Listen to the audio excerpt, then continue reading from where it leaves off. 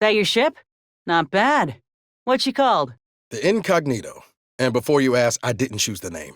Sure. But you could have changed it if you really wanted to. All right, then. What would you call her? Huh. You know, there's an art to naming, and art takes time. Mm-hmm. Sure. You cogitate on that at your leisure. This unit has finished compiling the comprehensive report on the commander you requested, Agent Ibarra. Oh, thanks. But I didn't request a report. This request is over 3,470 days old and was initially issued prior to the mission on Horizon Point. Oh, shit! Delete that. It's most likely to have outdated information anyway. Acknowledged. Purging the commander's favorite colors, foods, and activities report. You strike me as the curious sort, dear. What is your most lettered field of study? Lettered fields? No. Always been keen on ship engines, though. Skip drives, too. Ah, skip drives are quite the enigma wrapped in spherical hyperalloy. I could talk your ear off about their theoretical fundamentals, but I suspect you seek more hands-on data. And how? They always arrived pre-assembled back in my factory days. We just mounted them to the bulkhead and moved on. I'd love to crack one open and see what makes it tick. That would be inadvisable. Best not go poking at fundamental forces with a crescent wrench, dear. You like to pretend what you're doing will actually make a difference, but it's all pointless in the face of eternity. Unlike the Dawn's mission, which will usher in a new age. A new age of dying painfully, you mean? Or are you talking about the peace after that, when the universe is devoid of all life? Someday you'll see we were right. Assuming you don't die painfully before then. That machine of yours, Valerie, is in remarkable repair despite her noted age. You've clearly excelled in her maintenance. Oh, thanks? I'm surprised you noticed, actually. Programming and retrofitting mechanicals is a standard task in Protectorate society. Her voice box is particularly antique. How have you kept it maintained? Well, keeping her in the right octave involved weeks of reconnaissance, a midnight infiltration of a Protectorate township, and inflicting unmentionable violence to a vendor mech. Nabbed the right part, though. Anything for my girl. You do know you tend to make folks a mite uncomfortable, right? I do? That's certainly not my intention. No. Huh. Perhaps I misreckoned you. We'll have to spend more time together before I'm sure, though. I agree. What say we find some apostates to flay and wear their skin while dancing before them, watching the last flicker of consciousness fade from their lidless eyes? Oh, shoot. Just realized I'm overdue to perform maintenance on my rotator cuff actuator. No flay date for me today. Sorry. Rain check, though. I've had more than enough of your bloodthirsty talk. Can you not? For a little while at least? It's damned repugnant. Seriously? I'd have thought it would be something you would understand, considering your penchant for murdering creatures and affixing them upon your person. That's not... Hey, I'm not doing this for sport. I'd die if my graft hadn't been fixed. Well, I would die of boredom if I couldn't daydream of viscera and my foe's impending deaths. As an enemy of all who dwell within Arcadia, I would have expected you to be less... gleeful? That's a rather cysty pig-headed remark, but I guess I should expect no less from an arbiter. I am not an enemy to all who dwell within Arcadia, just those who deserve it. Like the entirety of the Protectorate, for example. If that is how you feel, perhaps you should strap yourself to a skip drone and launch yourself into the rift. I just have to ask, what makes you think you're judge, jurist, and executioner? Think does not come into it. I know my role is just. The sovereign, architect ordained, is right in all things. I act as an extension of himself. Fancy the council thinks of himself in much the same way. Minus the sovereign bit, of course.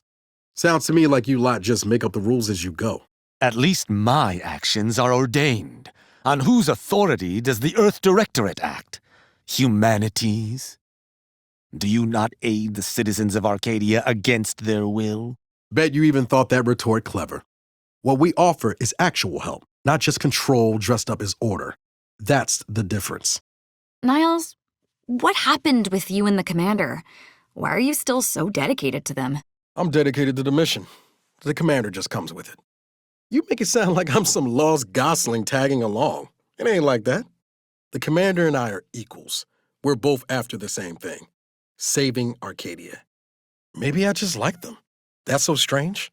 Commander and I see eye to eye on most things, and we've been through a lot together. Ain't no one I'd rather have watching my back. What's your excuse? The commander's helping me take revenge on those who've wronged me. Well, then, there you go. You've your reasons, and I've mine. The commander showed me a way to confront what I'd done and to not hide behind violence. Thank law for that. Now let's see if it sticks. When we help you with whatever it is that needs doing, will you be on your way? Be on my way? Whatever for? The improbable situations the commander continually leads us into are exactly my kind of chaos. Besides, I find the anxiety I seem to cause you delightful. Try to wind me up all you like, but it won't work. You know Auntie's Choice trained us well to withstand all manner of emotional torture. Oh, that's why they force you to continually listen to their ridiculous advertisements. That's brilliant. I knew there had to be more to that inanity than was readily apparent. Your organization rather confounds me, Niles. You claim to be part of the Earth Directorate, yet you are notedly distant from Earth. Are you some form of wandering law officer? In a manner of speaking. The Earth Directorate enforces the laws in the colonies when their leaders refuse to, or twist them to their own ends. We answer only to ourselves. That's admirable in its misguided way, though the lack of oversight is a strange detail. Do you operate on... what was that concept? Ah, yes, the honor system? Don't try to act like that's a foreign concept to you. Ain't honor and duty an arbiter's whole thing? What's with all the landmines you corporatists have littered about? Pretty sloppy style of warfare, if you ask me. Can't say I care for the mines either, but it's simple math. Mines don't need to sign a contract, don't got bellies to feed. They cost a damn sight less than troops. Suppose collateral damage don't mean much to Auntie. Personally, I spy a mine, I'm unloading from 40 paces. Or you can walk around them, but maybe that's just me. It's drilled into us not to waste ammo or ordnance. Go ahead and blast them if you want. I ain't stopping you. Agent Ibarra, about your prosthetics. Do you find them more capable than your original limbs? Have you logged their strengths and inefficiencies? That's a mite insensitive to ask somebody you just met, Marisol. You don't hear me asking about those poor hole-sized specs you strap on your head. Well, you could ask if you wanted. Don't shy away from curiosity. I'd be happy to explain the modes and mechanicals of my goggles. What would you like to know, dear? Now that you mention it, what do you use as a power source? How do you focus all the lenses for stereoscopic vision? Ooh, how many servos per aperture? Why, that's very thorough. I don't believe I have sufficient time to answer all of your queries just now, dear. Let's talk bodily augmentations another time, shall we? Agent Ibarra, you failed to take your daily supplements 3 days in a row. Vitamins are a vital tool in aiding wound healing and achieving your long-term health goals. We've talked about this, Val. Ain't polite airing folks' private health information in front of others. If oral capsules are not your preferred delivery method, suppositories may be a viable alternative. All right, I'll take the damn supplements. The normal ones. And maybe I'll examine your courtesy settings while I'm at it. I get the sense you ain't too fond of Auntie's Choice. Any reason why? Maybe on account of them being a giant, malignant corporate entity. Reminds me of the one I grew up under. And that ain't a compliment. I grew up under a corporation like Auntie's too, Niles. You ain't the only one with a sob story. Then you might ought to know better than to throw in with Annie's. They're just like those bit-pinching bastards on Triangulum. If the Earth Directorate hadn't stepped in... Well, there you have it. The Earth Directorate saved you, huh? Sure as shit didn't save us. No, suppose not. But you've got choices now. Time for excuses is past. Don't you look down your nose at me. Any sane folk would throw their lot in with the ones who help them, not those who deliberately look the other way. How's your own loyalty to the Earth Directorate treated you all this time? I'm sorry. I didn't mean that. You been having any strange dreams lately, Commander? Because mine sure have been... something. Take last night. Had this one about a talking cysty pig. He was doing his utmost to help out around the Cognito, but it wasn't going well. Hooves, you know? Think I need to lay off the snacks before bed. In an effort to update records, This unit has some questions for Agent Delgado, also known as the Endpoint. No need to be so formal, my mechanical friend. Marisol is fine. Now, what would you like to know? How many persons have you eliminated in the course of your work for the Order? Oh, well, causality intercessor never kills and tells. But because you ask so nicely, upper teens, let's say? Who can keep count? I mean, I can, of course, but I don't. Acknowledged. Updating count to an estimated 5,017. Stab, decapitate, disembowel, stab, eviscerate, exsanguinate, defenestrate? What in the name of the matriarch are you going on about this time? What? Oh, was I talking out loud?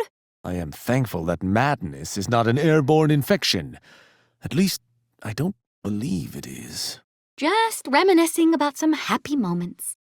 Must be strange working with the enemy. Assuming you mean our Arbiter friend, yeah? He certainly ain't what I expected. I reckon he might actually mean what he says, that he'll stay his hand in our unlikely alliance. Still sleeping with one eye open, though. Why? He giving you trouble? Oh, no reason. I don't give Tristan Arbiter row much thought myself. Uh-huh. You know the Order is vastly outgunned and outmanned on all sides, yes? That it is an institution never designed for leadership and shall ultimately fall to pieces? That's nice, dear. Your cavalier tone won't protect you. Only by foregoing your ties and begging the Sovereign's forgiveness can you be saved. Of course, dear. I can't believe you saved Niles on Horizon Point, Val. How did you get him to the ship with a leg missing? Agent Ibarra suffered severe damage to his leg from the explosion. However, amputation was only deemed medically necessary once aboard the Incognito. Fortunately, his heart only stopped once from the multitude of stim injections needed to keep him mobile long enough to reach the ship. Wow, that's... Damn. I'm impressed. You're kind of intense, aren't you? This unit is programmed to apply pressure to stanch bleeding. Requesting greater intensity raises the risk of permanent injury. Wow, that's...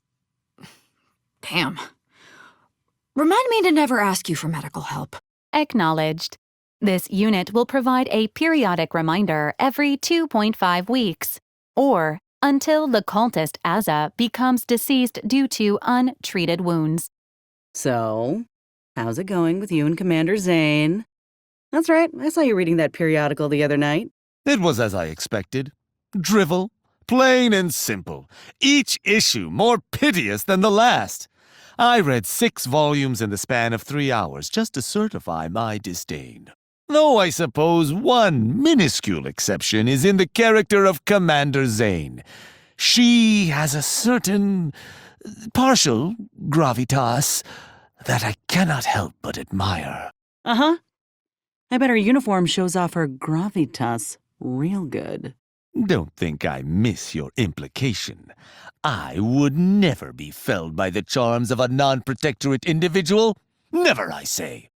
That paint you've been using on the walls in your quarters, it had better wash out. What paint?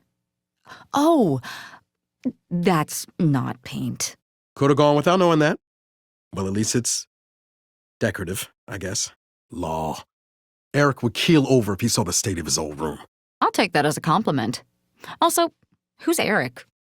Arcadia is in a more dire state than at any time in recorded history. Auntie's choice wreaks havoc with gleeful abandon. Do you feel no guilt for what your people have done? Look, the VPs told us this campaign would be over in months, at the most. They didn't anticipate this much resistance and hostility from the folk we came to liberate. We're trying to protect Arcadia from the chaos all over the rest of the galaxy. And from itself. So no, I ain't apologizing for doing what's right. Your devotion would be admirable if it were not so misplaced. I'm sure none of this has anything to do with your leader's need for profit. I think we should bring more animals onto the ship. You know, if anyone else said that, I'd be excited. But you... I don't appreciate your insinuations. Everyone knows animals are good for morale. I'm not going to kill them. I much prefer killing people. So what exactly does the Order want out of all this? Could you be more specific, dear? First off, y'all picked an interesting time to split from the Protectorate. Now you're fighting them and Auntie's Choice, losing ground all the while? What's the play here? Same as it has always been. To solve the universal equation, use it to predict the motion of every atom in the universe, and thus ascend to godhood. We simply must push through current events to achieve our goal. When we succeed, all of humanity will reap the benefits, even the unwashed lay people. You're welcome, dear. I wish to discuss the invasion once more. I refuse to believe that you so willingly excuse the mass death this war has wrought. You're too awash in feeling. Ain't making excuses for any bloodshed. But the fact is, the Protectorate could have worked with us to prevent this. Instead, they used their own folk as shields. Worked with you? Do you mean to say served ourselves up on a platter? Auntie's Choice would have sucked the Protectorate dry, then moved on to the rest of Arcadia. Perhaps you're right. It's what they did to Spacer's Choice. But they deserved it. Don't the Protectorate? Or are you fine with your own friends being sent to the slaughter? That is completely different and wholly unrelated. I no longer wish to speak on this. You know, when I first saw you with that helmet on, I thought you were a Protectorate automech. Then I heard you speak, and I was sure of it. Would that I could serve as steadfastly as the Protectorate's automechanicals. I forget that even insulting you shoe polishers is a futile exercise. You'd likely consider it an honor to be shot in the head if it was by the Sovereign. Perhaps I would. Stab, decapitate, disembowel, stab, eviscerate, exsanguinate, defenestrate? Yes, we all know you're objectively homicidal, dear. Let us focus on more productive behaviors, shall we? What? Oh, was I talking out loud? Yes, that is technically one of the requirements of talking. It happens out loud. Agent Delgado, this unit has detected an unusual energy signature emanating from your head and/or face. Are you in need of medical assistance? Merely one of my improvised contraptions, dear. You should probably get used to anomalous energy signatures emanating from me. Acknowledged. Placing Agent Delgado's risk of N radiation at extremely high. So, that graft of yours, were you given a choice of which one to receive, initially? Or where it was placed? Nope. Just signed a few papers, paid the fees, and got wheeled into surgery. Woke up with one hell of a surprise on my back. Thought a damned sprat was attacking me. I don't believe I follow. Isn't the entire benefit of your ideology freedom? Well, yeah, of course. I had the freedom to become a graft recipient, right? But it was an experimental program, and it fell to the scientists to decide how to proceed, so yeah. I believe it's time I started working on interpersonal relationships again. Figure I'll start slow with an automech, dip my toe back into the whole bonding thing. This unit is overdue for a scheduled reset of internal systems and is currently unavailable for an interpersonal relationship. Please try again later. Never mind. Forget I brought it up. All your mockery and jibes at the expense of the Dawn shows how much we actually bother you, Tristan. No matter how you try to hide it. Certainly you bother me. You're a crack in Arcadia's wondrous facade, best rectified with chisel and hammer. A crack? It was only a matter of time before the rot at the heart of the Protectorate burst, it seems. You can't lay that blame at the feet of the glorious Dawn. I most certainly can, and most certainly will. Tell me, Machine, has Agent Ibarra trusted you with any secrets? Perhaps those of an ignoble nature? Agent Ibarra has shared concepts and impressions with this unit on numerous occasions. The topic of Tristan Rao has featured 14 times. 14? Tell me at once. Quoting Agent Ibarra, "If Tristan's head were any harder, we could use it to bore through rock." Why, what an astute observation. In Academy, my superiors often tasked me with stress-testing helmets, nary so much as a whisper of a concussion. It's always deadly quiet in your quarters, Azza. and I'm hoping that ain't too accurate a description. What do you get up to in there? I don't know. What do you do? Well, I like to draw sketches, if I'm honest, of plants and creatures, whatever I find on my travels. I'm an artist too. It really relaxes me, puts me in a meditative mood that helps me to contemplate the nature of the rifts. Though, admittedly, I sometimes just need to express my rage through artistic means. I'd love to compare notes on rendering viscera and internal organs. What tips can you give me? None? Huh. I thought you were a biologist of some sort. Oh well, that's okay. I can teach you all of mine. I used to find solace in art, but it became too tangled in my mind with my unreasoning rage and violent tendencies. I hope one day I can find comfort in it again. I now mostly just sit and think about everything. If my silence disturbs you, I can make more noise. Oh, no need to cause a ruckus on my account. Though if you could make a little more noise if you enter a room when our backs are turned, that'd be great.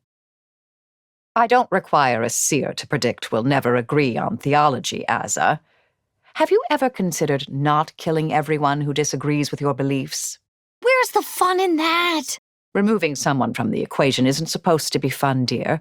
It should be a last resort, lest you introduce too many random variables. What are you talking about? Random variables are the fun. Warning. Running with a sharp instrument may lead to serious injury. Yes, that is exactly the plan. Clarification. You are likely to experience this injury. Rest easy, Val. I promise I won't take myself out accidentally. Too many still need killing. Though, if I do happen to sustain a mortal injury somehow, can you throw me into a rift? Such a directive requires pre-authorization from Earth Directorate Command. Please obtain this typewritten authorization in triplicate before petitioning this unit for assistance. It must have been lonely hiding out by yourself all that time as Initiate Alva in Golden Ridge. I wasn't hiding, just doing what needed to be done. And I was hardly lonesome. My Aetherwave serials provided a sufficient proxy for human interaction. Well, now you're free to assassinate away, and you've got us to help. That's nice, dear. Not giving up watching my serials, though. I simply cannot understand your fixation on mathematics. Are there not more practical disciplines to follow? Spoken like a dutiful protectorate oath. Math is the most practical of disciplines, fundamental to all existence. There's no such thing as a problem without a theoretical solution. That's all well and good for laboratory scientists, but I am a field operative for the Sovereign. Theoretics are meaningless.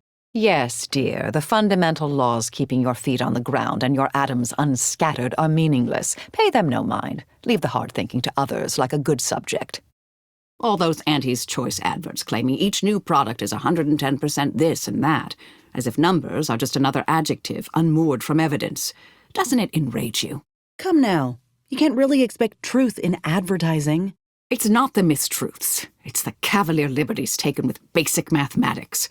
How can every product be 110% better? What does that even mean? Have you tried the new Borstwurst Marisol? I'd say it's at least 110%, maybe 120% better than whatever passed for meat paste in the last formulation. We were always taught that the Protectorate was far in advance of everybody in terms of, well, everything. But definitely in automech programming. You're fairly sophisticated, though, aren't you? This unit was considered a top-of-the-line model approximately 10 years ago, but has undergone many unsanctioned repairs and upgrades since then. Agent Ibarra has said these iterations keep this unit at the forefront of automechanical design. However, there is no data to support or disprove this assertion. Help me understand something, Azza. Your murderous inclinations, what do they stem from?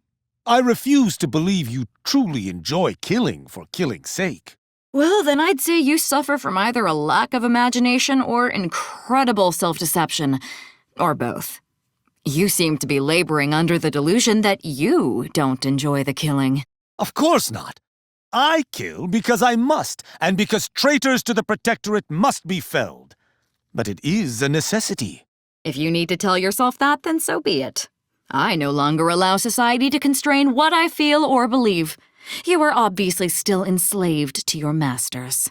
If you think your words have shaken me, you are mistaken. I do what I do because I must for all of Arcadia, and for no other reason. Arbiter Rao, you have been observed exhibiting unconventional behavior on board the Incognito. I told you the lubricant you found was for my armor. If I do not regularly lubricate the joints, I cannot move effectively. Correction. You have been observed exhibiting 2 unconventional behaviors on board the Incognito. The other behavior involves the daily disinfecting of all controls, buttons, and light control apparatuses. There's nothing unconventional about sanitation. Microbes may be the smallest of all the Sovereign's foes, but This unit appreciates your vigilance against threats both micro and macroscopic. You have such a soothing voice, Val. I enjoy chatting with you, dear. Is it okay if I call you dear? Affirmative. In the past, Agent Ibarra has deployed similar appellations when addressing this unit. Oh, isn't that sweet? Or maybe sad. Bit of both, I suppose. What do you want, Inez? I mean, ultimately. After I get back into Auntie's Choice, well, suppose I want to feel I made a real difference, lived up to my potential. Then, if I'm lucky, I can retire. Move somewhere quiet. Relax. Seems like a lot of work when you can just merge with a rift and exist in perfection now. You and I got different ideas of perfection, and mine don't include me offing myself. Why can't you just be done with all this now? Why do you need aunties? My work ain't done yet, and, well, I reckon it's a lot harder to make a difference on my lonesome than with folk who got power and the know-how. But I could be wrong. So what's the story with you exactly? Do you stand for anything? Believe in anything beyond worshipping the rifts and stabbing things? I do not worship the rifts, but you already know that, don't you? You are just trying to goad me. That's fine. I welcome your hostility. Enjoy it, in fact. I'll speak plainly. Something's deeply wrong with you. If the commander wants you here, fine, I'll let it be. But I've got my eye on you. If you really want to fight me, all you have to do is ask. I'll be happy to sharpen my blades on your bones. I even promised to try not to kill you. I was under the impression that the Order only recently prepared for war. Yet your combat ability clearly goes back farther than a few years. You really don't know my background. I'm known as the end point for law's sake. I suppose you arbiters are kept in the dark just like the Protectorate rank and file. I am content being utilized on a need-to-know basis. And I am unsurprised to hear that the Order's perfidy stretched far longer than expected. This unit is obligated to perform a weekly check-in on all crew members. How are you feeling, Arbiter Rao? Mentally and emotionally stable, though that should come as no surprise. I shall note some slight physical discomfort. There's presently a rock in both of my boots, which I find the barest bit distracting. Also, due to a miscalculation when preparing for this outing, I note some slight chafing in my... Wait a moment. This is all confidential, yes? Of course. All information shared with a Valerie unit is covered under patient confidentiality. Disclaimer. Patient confidentiality subject to exceptions. Let the record state that I'm physically fine and experiencing no discomfort of any sort. Thank you. Overheard what you said earlier, that nobody wants Auntie's Choice here. Maybe not right now, but that tune'll change once these folks see just what we're offering them. Freedom. Freedom at the point of a gun don't strike you as a mite forceful? So liberation is only acceptable on your terms. Is that it? It's acceptable when we do it because the people ask for our intervention. That's kind of the whole point of the Earth Directorate. You say that, but we both know that ain't why you or the commander came to Arcadia in the first place. What was the plan? Take what you came for and leave these folk to their fate? No. I think it ain't so much that the Earth Directorate only goes where they've been asked. It's more about what serves their interests. So, who's really the moral party here? I ain't going to be lectured by a corporatist. Find someone else to bluster at. I invoke the architect more than I should. Just a verbal tick to organize my thoughts, I suppose. A lot of my Order colleagues do it. You do know we don't think the architect is a real deity, right? Just our shorthand for the fundamental forces that set the universe in motion. And we call that motion the grand plan. We like to give complex concepts simple names, but we're not superstitious. Architects' balls know. Hey, Tristan. Or should I say, the famous Arbiter Rao. If you seek to taunt me, know that my hammer has crushed the skulls of dozens like yourself. See, that's just it. You act all high and mighty, but you're as scary to people as I am.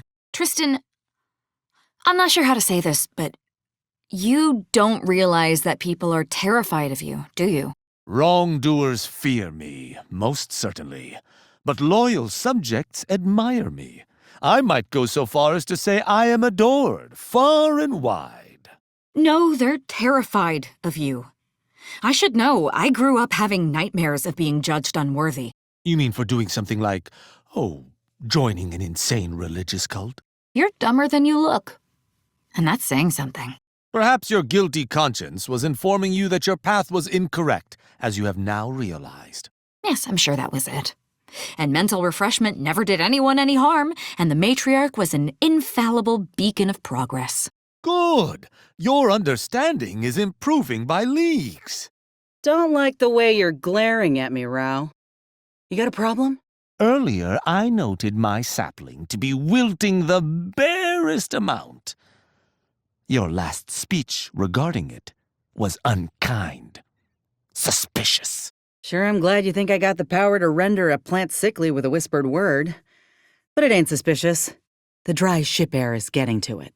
You know, giving it a few minutes with my humidifier could do it some good. But hell, don't take my word for it. I knew that. I was merely testing your understanding of botany. Though I would never ask for your help, perhaps I could make an exception this once. For my plant. Exactly. For your plant. Ain't a favor for you, all right? What is that contraption strapped to your head? You like my goggles? I devised them myself. They enhance my visual acuity, scan adversaries for weaknesses, and even torpify aggressors for easier dispatching. Seems one should rely on their own physique over the valuable aid of machines. Your armor protects you from bodily trauma. That doesn't seem too different. We all need technology, dear. We wouldn't be in Arcadia without it. Fairfield's new corporate overlords wasted no time with the rebranding, huh? You have our illustrious Minister of Marketing to thank for that. It's flashy, I'll give him that. Hard to imagine a fresh coat of paint's gonna turn many coats, though. A bit of whimsy goes a long way after a lifetime of melancholy. Be wise not to underestimate it. Did you join the Earth Directorate because of Zane and Buddy, Commander? I'm assuming that's why most agents join. Their adventures are so rip-roaring. And based on preposterous science, of course. Not that you laypeople would ever notice. For all your talk about following Protectorate law to the letter, aren't you committing a spot of treason right now? Traveling with an Earth Directorate agent and an enemy soldier? As an arbiter, I am permitted to pursue justice however I see fit. Traveling beside the commander and yourself serves a greater purpose. A purpose that benefits Arcadia. Oh, so it's okay for you, but not for the average citizen who just wants food to eat and a roof over their heads. The average subject's actions must serve the Protectorate as a whole. It is how our society thrives. A purveyor of vapid individualism, such as yourself, would never understand. Right. And for a subject to serve the Protectorate, they must first survive. A means to an end, right? Constant travel can be something of a drain on one's mental fortitude. Is there anything that gives you comfort on your journeys? Might sound a bit strange, but I've always found comfort in the smell of fuel. Reminds me of home, I guess. Pleasant scents grant simple repose. It's true. I continue to use the same type of armor oil that I used as a junior arbiter. Essence of Lephoria. Thought I caught a whiff of something fine and floral the other day. Can't wait to tell Val. She thought I was having a stroke. This is nice. Just the two of us kicking about. Kind of feels like being in a Commander Zane and Buddy serial. I'm Zane, of course. Are you more of a Commander Zane type agent or a Buddy, Commander? I take it by your silence you're a Buddy type. from the episode Private Eyes, where Buddy's vocal cords were torpified and he had to communicate through meaningful glances. One of my favorites. I wonder who I'd have been, what my life would have been like if I'd grown up somewhere beside the Protectorate. Not in a corporate colony, mind you. Maybe somewhere the Earth Directorate held sway. That might have been nice. Don't misunderstand me, I am pleased I didn't. As painful as it has been, it was worth it to find the dawn. Aren't you worried that the Order ain't equipped to handle this war? And more importantly, what comes after? You seem to have some misconceptions about the Order and how they operate, dear. No, I don't think I do. They're so fixated on the numbers that they're blind to the real problems at their doorstep. Ain't no way you can say this is all going according to plan. Our every action is calculated to the decimal point, weighed against all possible outcomes. We're in process. Don't judge us by our variables, but by our constants. How thorough is your medical programming, Valerie? What is the extent of your capabilities?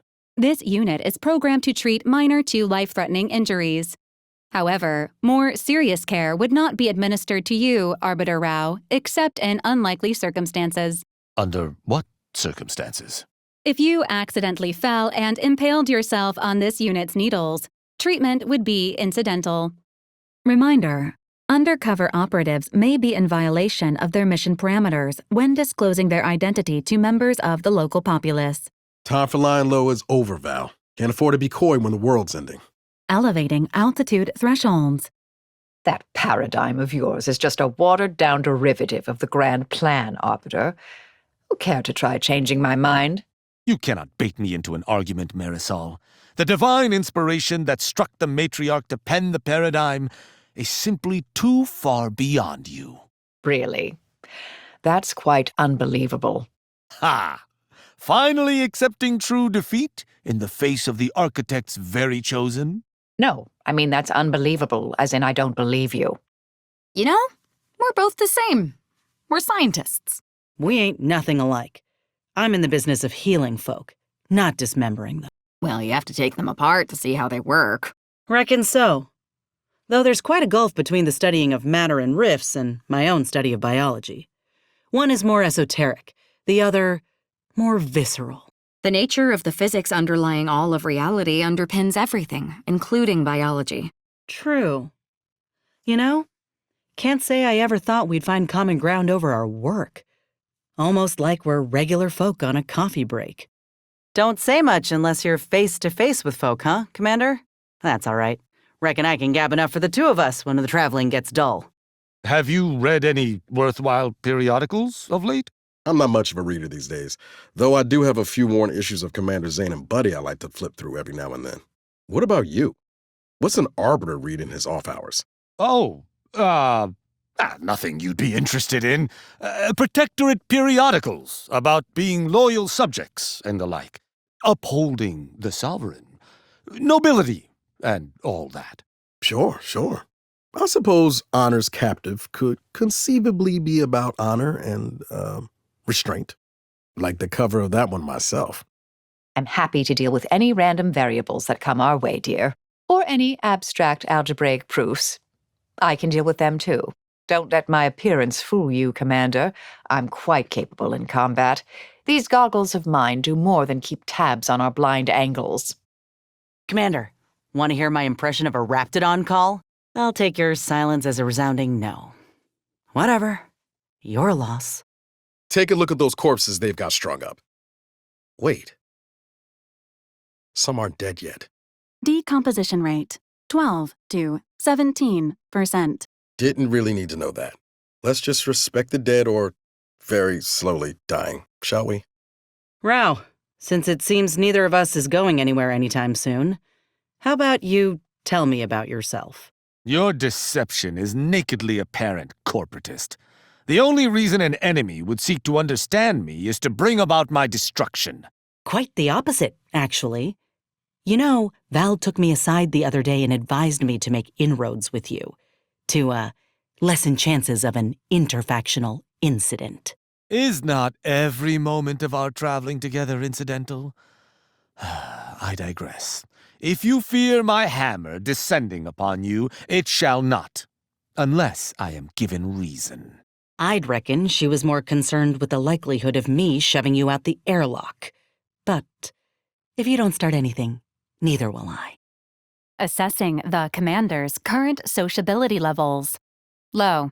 This unit commends the commander on foregoing all other human camaraderie in order to focus on the mission, providing companionable silence. A Valerie unit is always the ideal support option for travel, sojourns, and potentially violent excursions. Tell me, Marisol, what do mathematicians need assassins for anyhow? Your first error is assuming that the Order are simply mathematicians. A common misconception, particularly among laypersons. It takes an assortment to run an academic sect. I see. So the Order plays politics. Same as anyone else. Dear, everything is political. Power dynamics among groups, control of resources.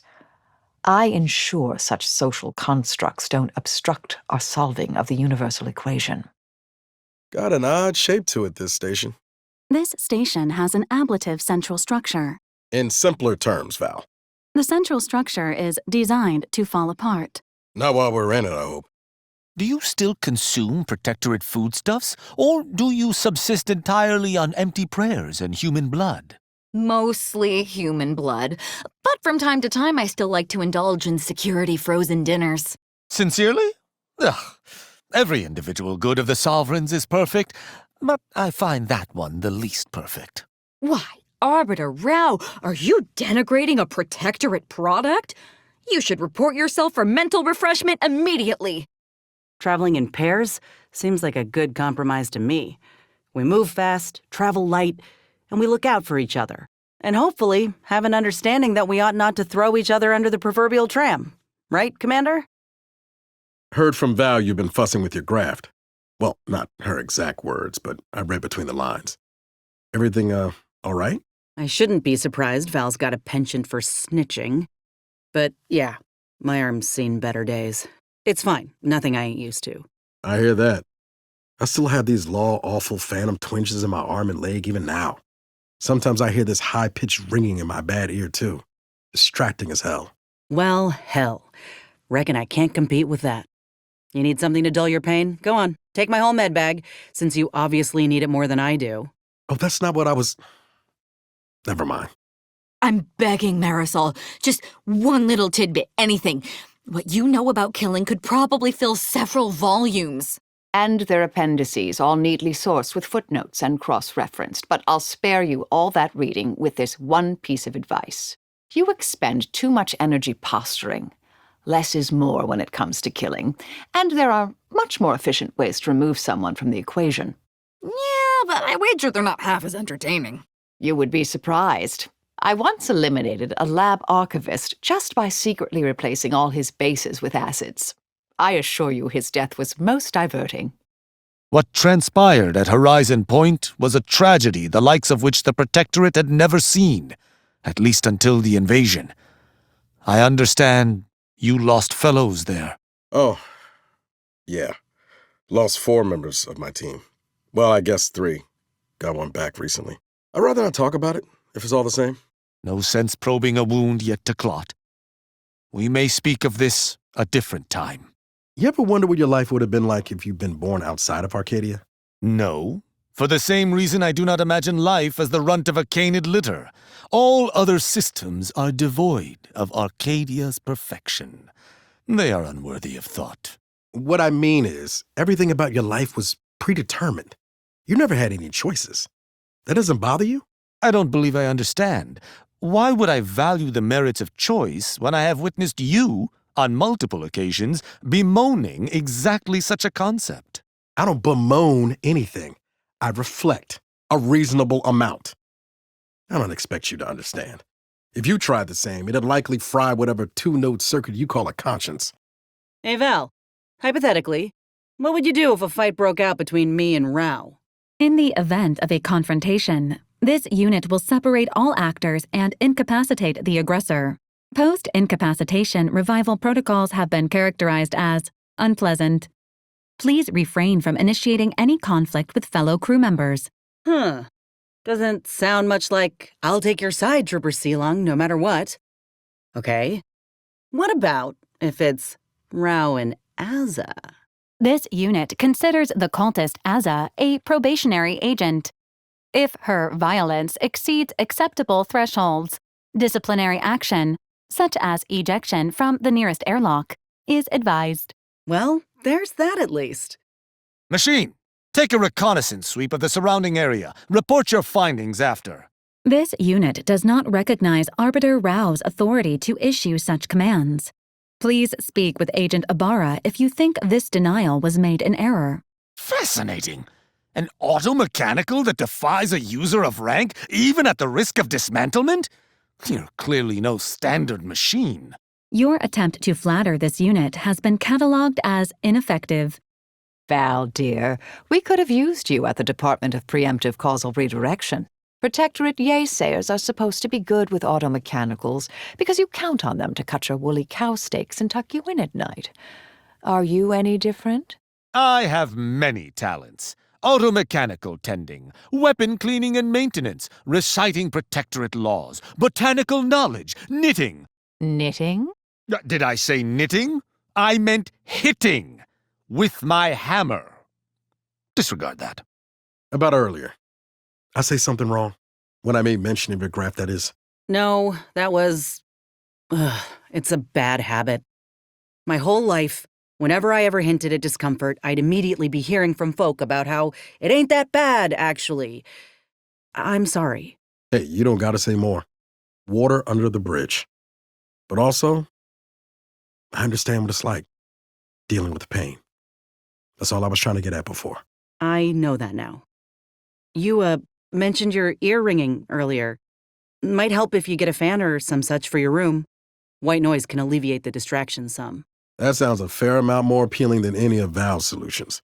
She really is a little too happy-go-lucky with a needle sometimes. Do I detect the sound of a malfunctioning gasket? Keep that up, Valerie, and your oil leakage shall alert our foes to our presence. I suppose I can lower myself to the role of mechanic just this once. I received high marks in mechanical maintenance in Academy, just as I did in everything else. Warning. Performing maintenance on this unit without approval from the Earth Directorate is strictly prohibited. Were you, a member of a tyrannical regime, to attempt to operate in defiance of these guidelines, this unit would be forced to defend itself and/or self-destruct. I think self-destructing is rather unnecessary. Fine, leak all you like. I had no interest in getting my hands dirty anyway. I'm curious, dear. If you hadn't joined the Earth Directorate, what would you be doing with your life at this particular moment? Probably be pushing up puff wheat. Just another industrial accident casualty in some slipshod shipbuilding factory. Not to put too fine a point on it. Shipbuilding factory? That certainly explains your mechanical skills. I'm all thumbs when it comes to attitude thruster repair. Not to worry. I know my way around a retro rocket gimbal and a compression coil. Val can attest to that. That would explain her impressive array of aftermarket features. I've never seen an automech quite like her. You've been through a lot, Ibarra. It's commendable, that you kept pushing forward despite it all. Ain't sure I deserve any accommodations for just keeping the lights on. I'm sure you did more than that over the past 10 years. I've been in Arcadia far less than that, and I'm already worn. Reckon most folk couldn't handle what you have. Maybe there were some hard days. But I still had a mission. And doing the work felt like the only way to honor the dead. All that's past, though. And probably best left there. Well, you got us now. If it gets too much, you got an open invitation. Talking helps. And if it doesn't, a pint of Zero-G ought to do the trick. So I've heard. Also heard if you drink enough of the stuff, it can cause minor convulsions. Serious side effects vary from person to person. Says so right on the bottle. Might get lucky and develop stomach boils instead. I heard you operated in Arcadia without support for nearly a decade. I wager it was a trying time. Wasn't by choice, but I managed just fine on my own. No body working in an organization can act truly alone, not without undergoing extreme strain. Didn't have much of an alternative. After all, I hadn't met Arcadia's friendliest arbiter yet. You do realize Val's not sentient, don't you, Niles? Hate that you're having to ask, but yes, I do. Haven't you ever talked to a pet like they could understand you? Val ain't a pet, of course, but it's kind of like that. I never had a pet. They were afraid I might do something to it. Explains a lot. Wonder if you'd have turned out different if you had been a little less lonely at the start. Been meaning to ask you, Marisol. Back when we first met, you said something about me seeming sad. What was that about? Call it intuition, if the unscientific nature of the term doesn't irk you. Was I correct? Sure, I can get a little ruminative, but so what if I get caught up in the past? Who doesn't find themselves returning to the same old stories, hoping for a different ending? Dear, I don't want to call attention to it, but each word you just spoke was sadder than the last. Why do I make you uncomfortable? You think I may be right, don't you? Afraid of the truth? No, just you and your knife. Mostly the knife. You've no reason to fear me, Niles. I only kill people who deserve it. Or make me angry. Or if I'm in a particularly bad mood. Or bored. Well, assuming you do wake up on the wrong side of the bunk one day, I'd appreciate a warning, like a 5-minute head start. I like you, Niles. I'd give you 10. Ain't meaning to pick an old wound here, but I was looking at your memorial the other day.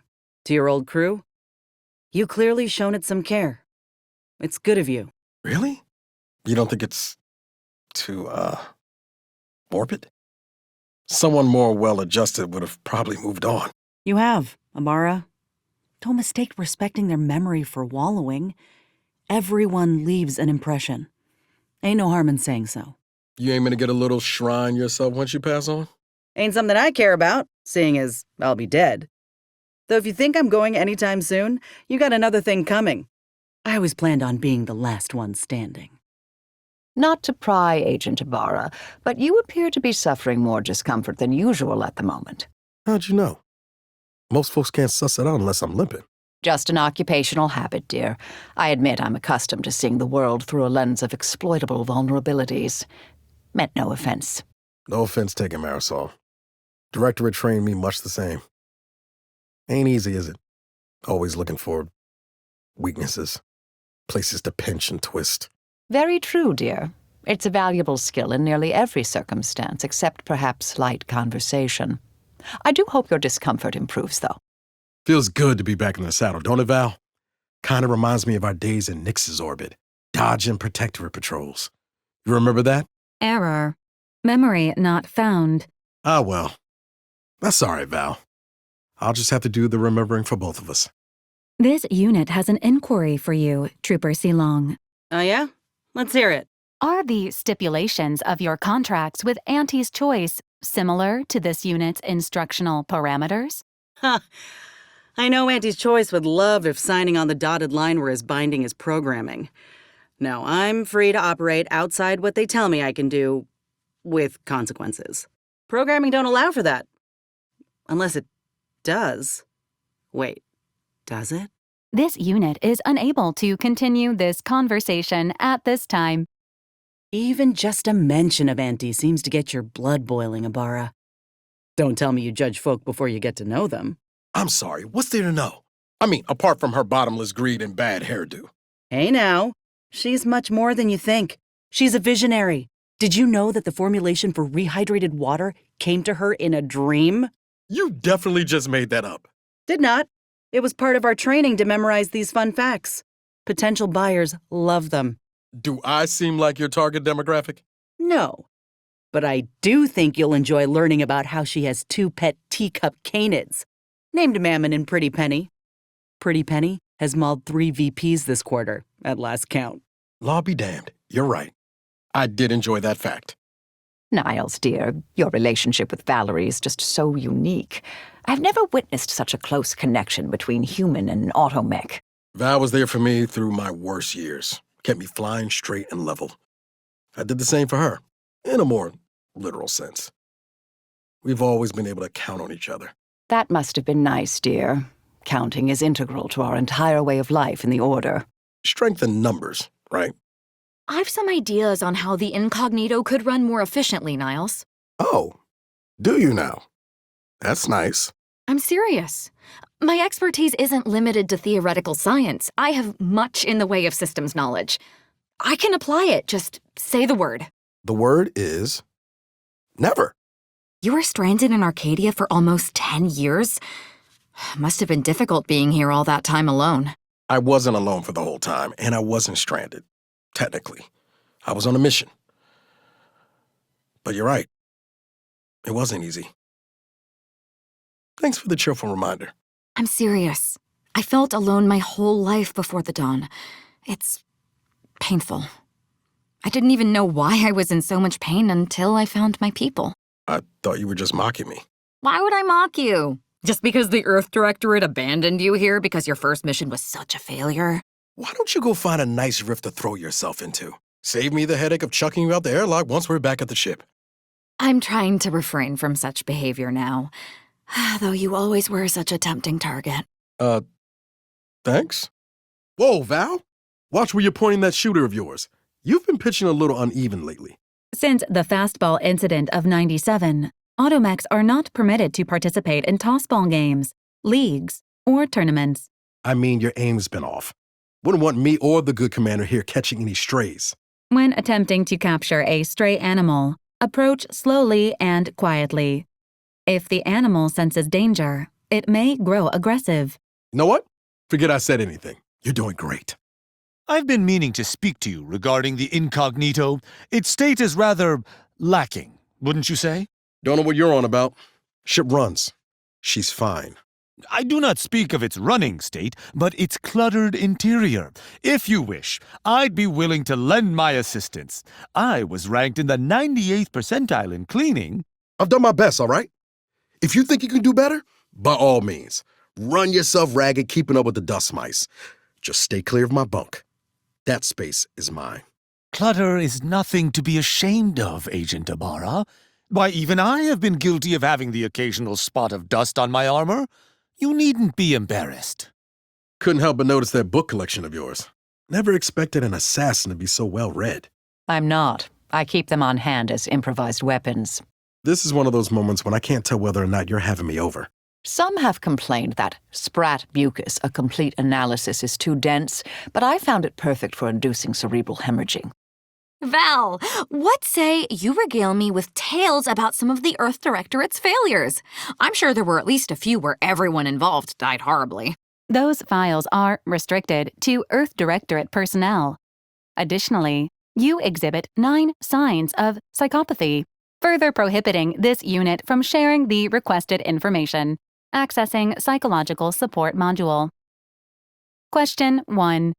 How does it feel when you give in to your homicidal tendencies? Sorry, I'm not allowed to share that information with an automechanical who may or may not find some of her vital parts missing in the near future. That's a fine plant you got in your room, Rao. Didn't expect you to have much of a green thumb. What? You were looking into my room? Why? Do you seek to send word of my quarters to your corporate overlords? No? I happened to spot the plant when you opened your door the other day. You admit to spying? Huh.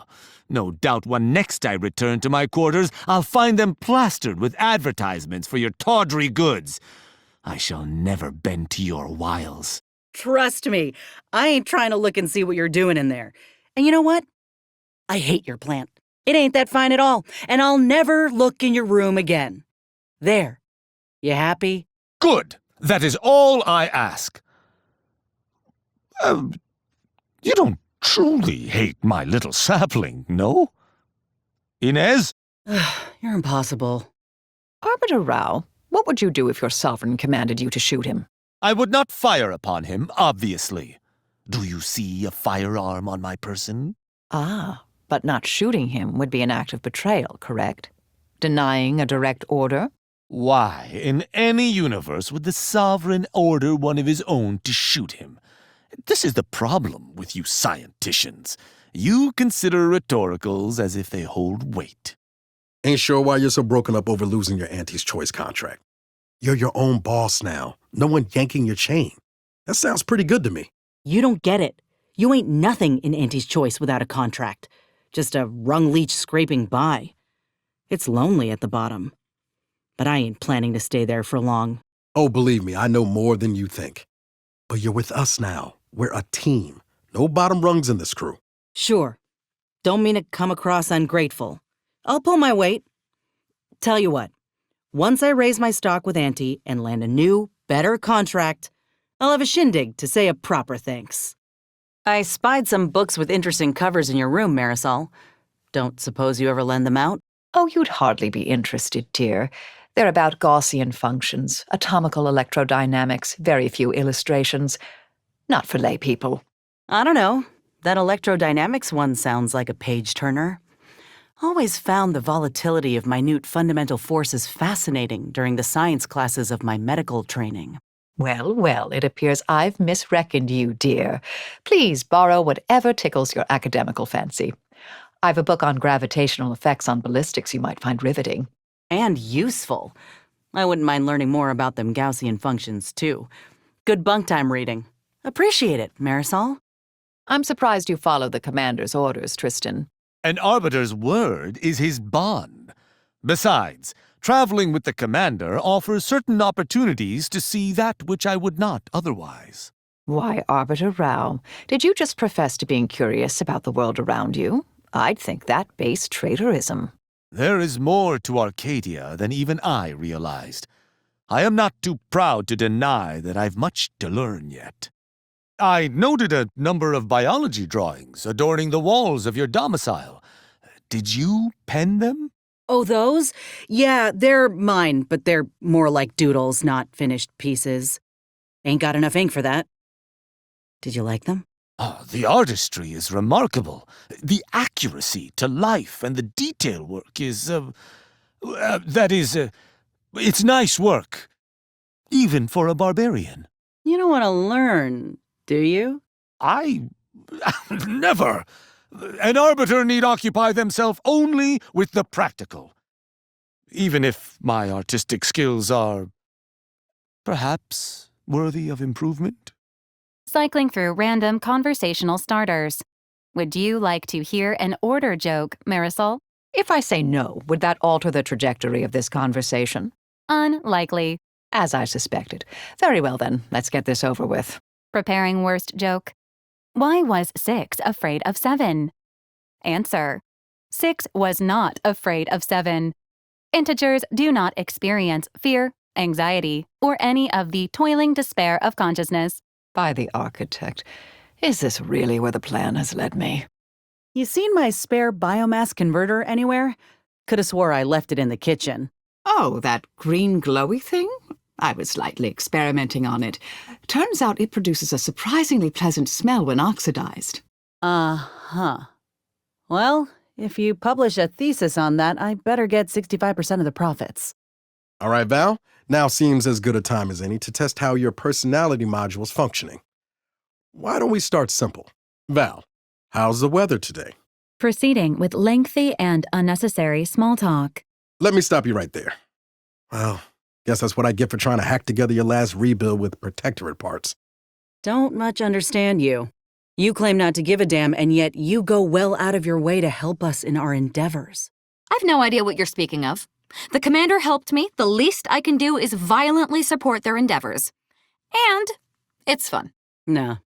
I think this is who you really are. Seen it in plenty of other troopers.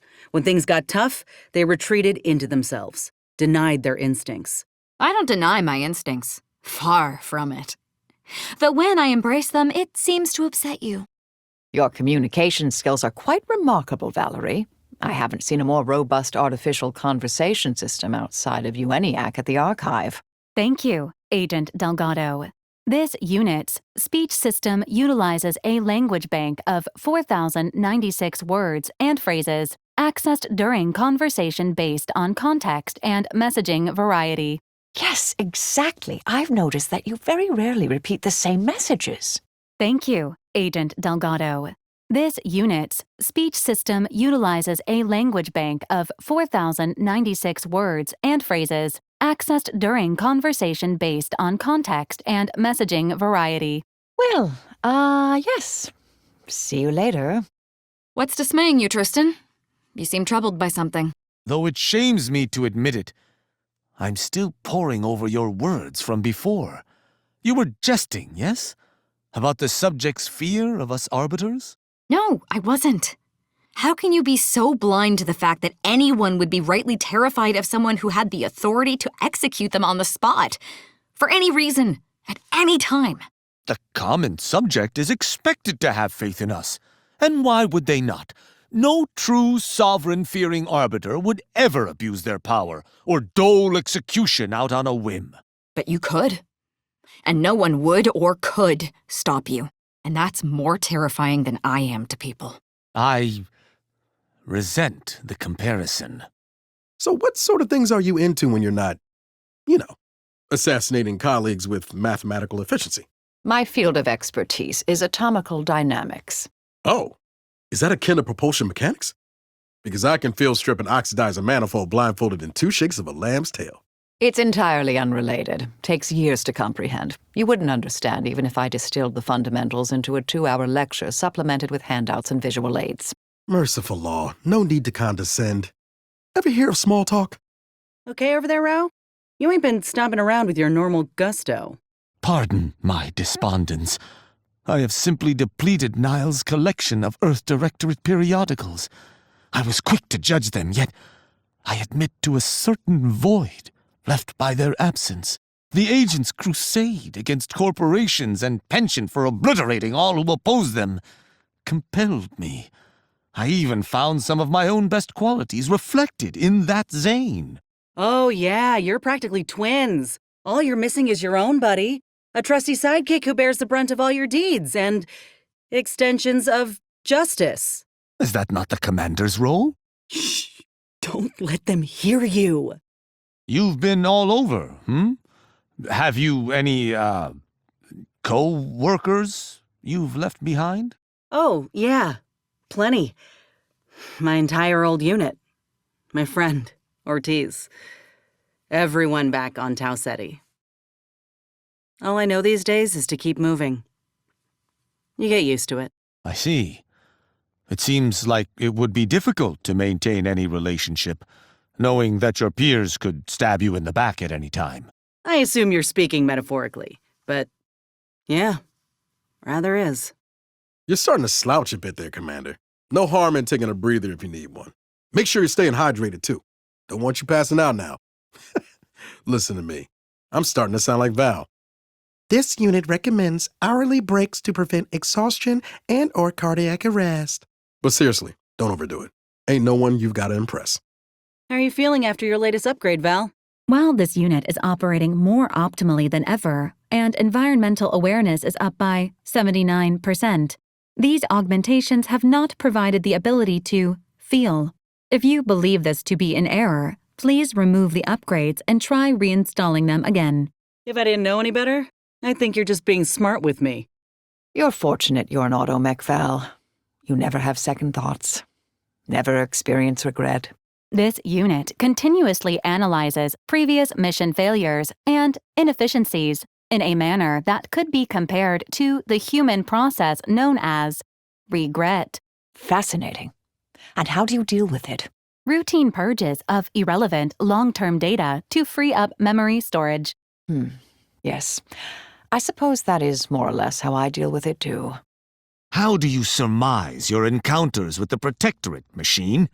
I presume the statistics tell you that we are a truly formidable opponent? The Protectorate ranks highly in all metrics of threat assessment due to sheer numbers and a strategic assortment of combat tactics. Further analysis suggests that its punitive approach to failure is a strong motivating factor in the zealotry of its armed forces. Do you agree with this observation, Arbiter Rao? I do not. All true subjects are motivated by an internal desire to honor the Protectorate, though I fear that these days there are fewer true subjects than there once were. No, I think you are mistaken, and I'm afraid that I see only further chaos ahead before anything may begin to calm. Eden's hinterlands would be more pleasant if Auntie didn't airdrop them raptidons willy-nilly. Sure makes getting from A to B a pain. Blame Spacer's choice. They're the ones who first weaponized livestock in such a manner. Auntie just acquired and rebranded the idea when she came to Tau Ceti. Right. Poor Auntie. Her hands were tied. I heard you all bred the raps for diet toothpaste and such originally. Only taught them to heal and kill later. Ain't sure who you all is referring to. Me? I prefer for the raps to stay wild. Free. They're better off out here than in cages in a cargo hold. Better for them, sure. Not so much for us. I've often seen you curled up and wrapped by a periodical when you thought no one was looking. Do you much watch Aetherwave serials? Occasionally. I find periodicals easier to transport and read in my spare moments. Serials are something of a luxury, though I am fond of several. Have a favorite? Wardens in Devotion, a musical drama romance. Interesting. For the first time in many, many years, I feel a tad sick to my stomach. When coming into contact with blood from an unknown source, it is advised to wash immediately and thoroughly to avoid contracting infectious diseases. Hey, Commander, your caregiver mech is harassing me again. Harassment is typically characterized by unwanted attention, resulting in stress and/or annoyance. Expressing concern for a team member's personal hygiene and physical health falls within this unit's standard parameters of care and is not categorized as harassment. Look, Val, I come in contact with a lot less blood from unknown sources than I used to, and you singling me out to tell me this feels a little like harassment. I don't hear you lecturing anyone else about how to deal with blood they picked up while on missions. I'll contract whatever deadly diseases I feel like, and you can't stop me. Must you take so long in the shower, Silong? Other people must use it. Rao, if I rushed and washed my graft wrong, you'd end up finding scales in your tribute pancakes. It's called being conscientious. You are too, ain't ya? Yes, I am. Arbiters must take 30 minutes each day in the care of their skin and hair health. Arbiters? Or just you? Most arbiters. Stab, decapitate, disembowel, stab, eviscerate, exsanguinate, defenestrate? This unit is pleased to add asphyxiation, electrocution, blunt force trauma, and lethal injection to your list of life-terminating methodologies. What? Oh, was I talking out loud? Affirmative, in the range of 65 to 71 decibels, typically associated with enthusiasm. Might I confide in you, Valerie? I've been waking up feeling a bit stiff and sore lately. Any medical advice?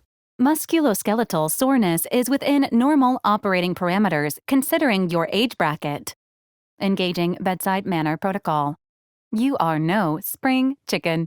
Your bedside manner protocol needs an overhaul. Noted. This unit will no longer refer to Marisol Delgado as a domesticated fowl hatched near the vernal equinox. Also, consider modifying the firmness level of your bunk mattress. Oh, actually, that's good advice about the mattress. I hadn't thought of that. Thank you, dear. All right. I have to know. What are you doing to stay that fit? Is it a special regimen, midnight sacrifices? What? My routine is hardly revolutionary. Stretches in the morning eve, a diet of lean fish and vegetables, and of course 3 hours of limit weightlifting twice a day. You should join me for one of my sessions. Perhaps we could limit it to an hour at reduced intensity. I'm sure you'll find the screaming in your muscles most invigorating. I might just take you up on that offer. I have heard of this upward mobility you mass marketers constantly espouse. Let me attempt to indulge this. Given the chance, what would you upwardly mobilize into? You ask me what I want to be when I grow up, Rao? Honestly, reckon I'd like to have accumulated enough bits that I could just do nothing. Sit outside, listen to the wind on the trees. Be at peace. What? Why do you need bits to sit down? And how could you possibly be content availing the progress of no organization? Maybe you ought not to ask questions unless you're sure you'll be keen on the answer. I believe I've shunned human connection long enough. Asa, you obviously have enthusiasm. You're in your prime. Perhaps you would permit me to refine your talent? Ooh, really? I can't believe the Endpoint herself is willing to take me under her wing. What knowledge will you impart first? I thought we could start with... I know! Decapitation techniques! No, exsanguination. No, flanging! Definitely flang. Teach me how to do it real slow-like. Maybe we should start with some silent meditation techniques. Nothing centers an assassin like quiet time. Let's practice, shall we? You might be a few short of a complete circuit, but you don't strike me as simple. How in the blazes did you ever fall in with a cult? The Dawn is not a cult. We're simply those who know and speak the truth. And we have been disowned by society because they fear it. Reckon all the stabbing probably has something to do with it too.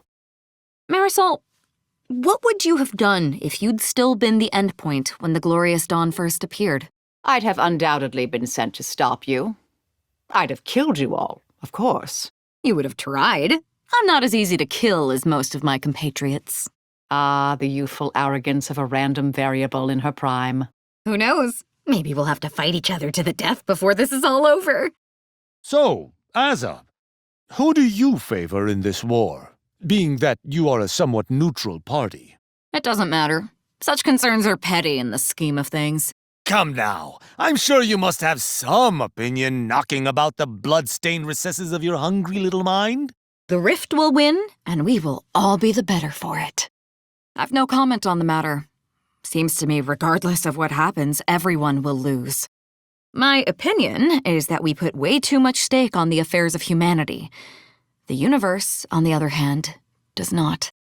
An evaluation is standard in the 24 to 48-hour period following a percussive treatment. How do you feel, Trooper Silong? You were right. The pain in my arm sure is a damn distant memory. Wow. This unit is pleased to have assisted you in this matter. Would you like to schedule a second session of treatment? No, thank you, Val. You've, done more than enough. Auntie's Choice makes much ado about it being a meritocracy, how they spread free trade, etc., ad nauseum. I'm skeptical. Oh yeah? What made you into a skeptic? The grift, the backstabbing, the exploitation of the workforce? Honestly, it was the shoddiness of the products. Ah, well that's strategic. See, a new edition of the same product, with some shoddiness shaved away, always sells like pre-packaged hotcakes. Can't do that if your product is of top quality straight off the assembly line. I'll admit that's an efficient strategy. Also, not a very charming one. I'll admit that too. You know, there were times when I was younger when I dreamed of being in the Order. It's a wonder you weren't singled out as a candidate, considering your scientific aptitude. Before the Dawn, my existence was extraordinarily sheltered and controlled, even by Protectorate standards. I am truly sorry to hear that, dear. Sounds like you missed out on much. And the Order missed out on you. You really believe so? Of course. I've encountered many initiates without your talent, and certainly without your enthusiasm. It's not too late, you know. I'm certain the Order would welcome someone with your talents. Your, science-related talents, I mean. We would need to do something about your other tendencies. Oh. Maybe I could become part of your old department. We could kill people together. Surely. I'll see if there are any positions and get back to you at a much, much later date. What does a scientician do for leisure? Or is leisure beneath you? Of course it's not beneath me, yet I suspect leisure is above you, something only for your betters in the Protectorate elite. Do you even know what leisure means? Of course! I read periodicals, only those that honor the sovereign, of course. I train to be more capable. I sharpen my focus by maintaining my quarters. How fun for you. Are you available to answer more questions, Marisol? Actually, I'd like to ask you a question, Valerie. How would you say this crew compares to your last? More members of this crew are alive. An accurate observation, but how do they compare quality-wise? Making comparisons between past and present team members is strictly against this unit's operational protocols for legal purposes. However, this unit has been required to break up far fewer arguments, indicating strong group cohesion among the Incognito's current crew. Good to know. Some data is better than none. Let's hope that cohesion lasts. I have a confession to make, Inez. Oh yeah? You kill someone you shouldn't have? Perhaps someone I know and would be fine with disappearing? Oh, I'm not admitting to murder. I simply think Auntie's choice has better food than the Order. Well, that ain't surprising. We use a lot of sugar. It's a crowd pleaser. The Order has better music, though. Those are fighting words, Marisol. The joy of laissez-faire is a real toe-tapper. You've never heard the Fibonacci song, I take it? I wonder what it'll be like inside the riffs. I mean, I know it's a state of perfection, but will time pass? And will I still feel like me, or will everyone and everything just sort of merge into one? And will I remember my life? Not sure I want to. All this talk about periodicals got me curious. What exactly do you read? Only that which might aid in my ability to arbitrate. Tales of the noble exploits of Arbiter Anders and her similarly noble companions. Well, that tells me next to nothing at all. What's the story about? Their work, of course. Predominantly, they do become lovers later on, but the evolution of their relationship is tastefully gradual. Ah, a fan of the slow burn, huh? But surely someone as bound to duty and honor like yourself is much more keen on the outcome of the mission than on the culmination of a romance? Yes, of course. I would never prioritize romance over reinforcing our duty to Protectorate society. Doing so would be terribly dishonorable. Asa, look deep within your heart. You know your chaotic ways shall ultimately come to nothing. Rejoin the Protectorate. Mental refreshment will cure you of your deviance. After tasting complete freedom? I think not. The way I live now is eminently more enjoyable, and I'm not just talking about all the stabbing. You are being morally repugnant. I know there is some lingering sane part of you buried deep beneath the viscera. Just because you need to believe in the fantasy that there is some order, some safety to be found in following rules, it doesn't mean they're true. Whenever I had to eliminate someone as head intercessor, I always enjoyed the challenge of making it look like an accident. Ooh, what fun! What sort of accidents? Oh, the typical casual causalities of casualties. Choking on a fab witch, drowning in the bathtub, falling downstairs, faulty life support systems, tripping into an incinerator. Oh, those I've killed all die from accidents, too. Drowning in their own blood, falling on my dagger, their heads fall off, they explode.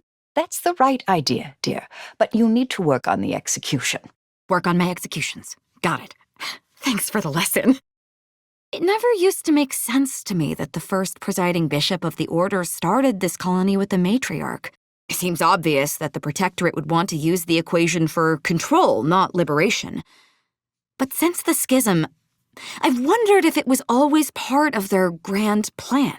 I mean, were they calculating enough to have withheld or altered their predictions enough to create the conditions for the schism? That would mean they knowingly supported the Protectorate's agenda and the suffering it caused for their own ends. If so, it just proves that no one is above the darkness of this reality. Thank the architect for providing us with the rifts so we can escape it all. I don't believe that's true, though. It's far more likely they are just blundering along like everyone else, doing whatever they can to survive. The alternative is too dark to accept. I'm curious, Val. What do mechs get up to in their free time? Must have been hard being without a crew for almost 10 years. Correction. This unit was not without a crew. Agent Ibarra was present. Well, yeah, but he's Niles. He can handle himself. Surely you did something else aside from playing nanny all that time. Over the years, this unit also performed the roles of cook, cleaner, physician, pilot, and occasional pest remover. Oh? You got pests on the incognito? Not anymore. Has Auntie's Choice put out any half-worthwhile serials? You serious? We put out the only serials worth watching. My favorite's about a bounty hunter who chases down folk who violate their non-disclosure agreements. Decease and Desist, it's called. The contract terminations get more and more inventive each episode. My life is exactly as exciting as I wish for it to be. I only asked to be led to more of your peaceful brethren. They do sound intriguing, but I, of course, only view Protectorate serials, and I have no doubt ours are superior to whatever tripe Auntie puts out. Yours are definitely superior at making the viewer wish for death. I give you that. Your analysis is clearly faulty. We are motivated by our desires to uphold the Protectorate and please the Sovereign. By your logic, every subject would be terrified of my presence. Yet wherever I go, I find naught but adulation. Explain that, machine. That's right. You cannot. I like going on missions with you, Commander. You're a blank slate, not a corporatist toady, not a Protectorate minion, not a pedantic colleague. You don't talk my ear off either, which is also nice. I caught you peering around the corner at the Sisty Pig the other day. You ain't plotting anything, are you? Not plotting, just contemplating.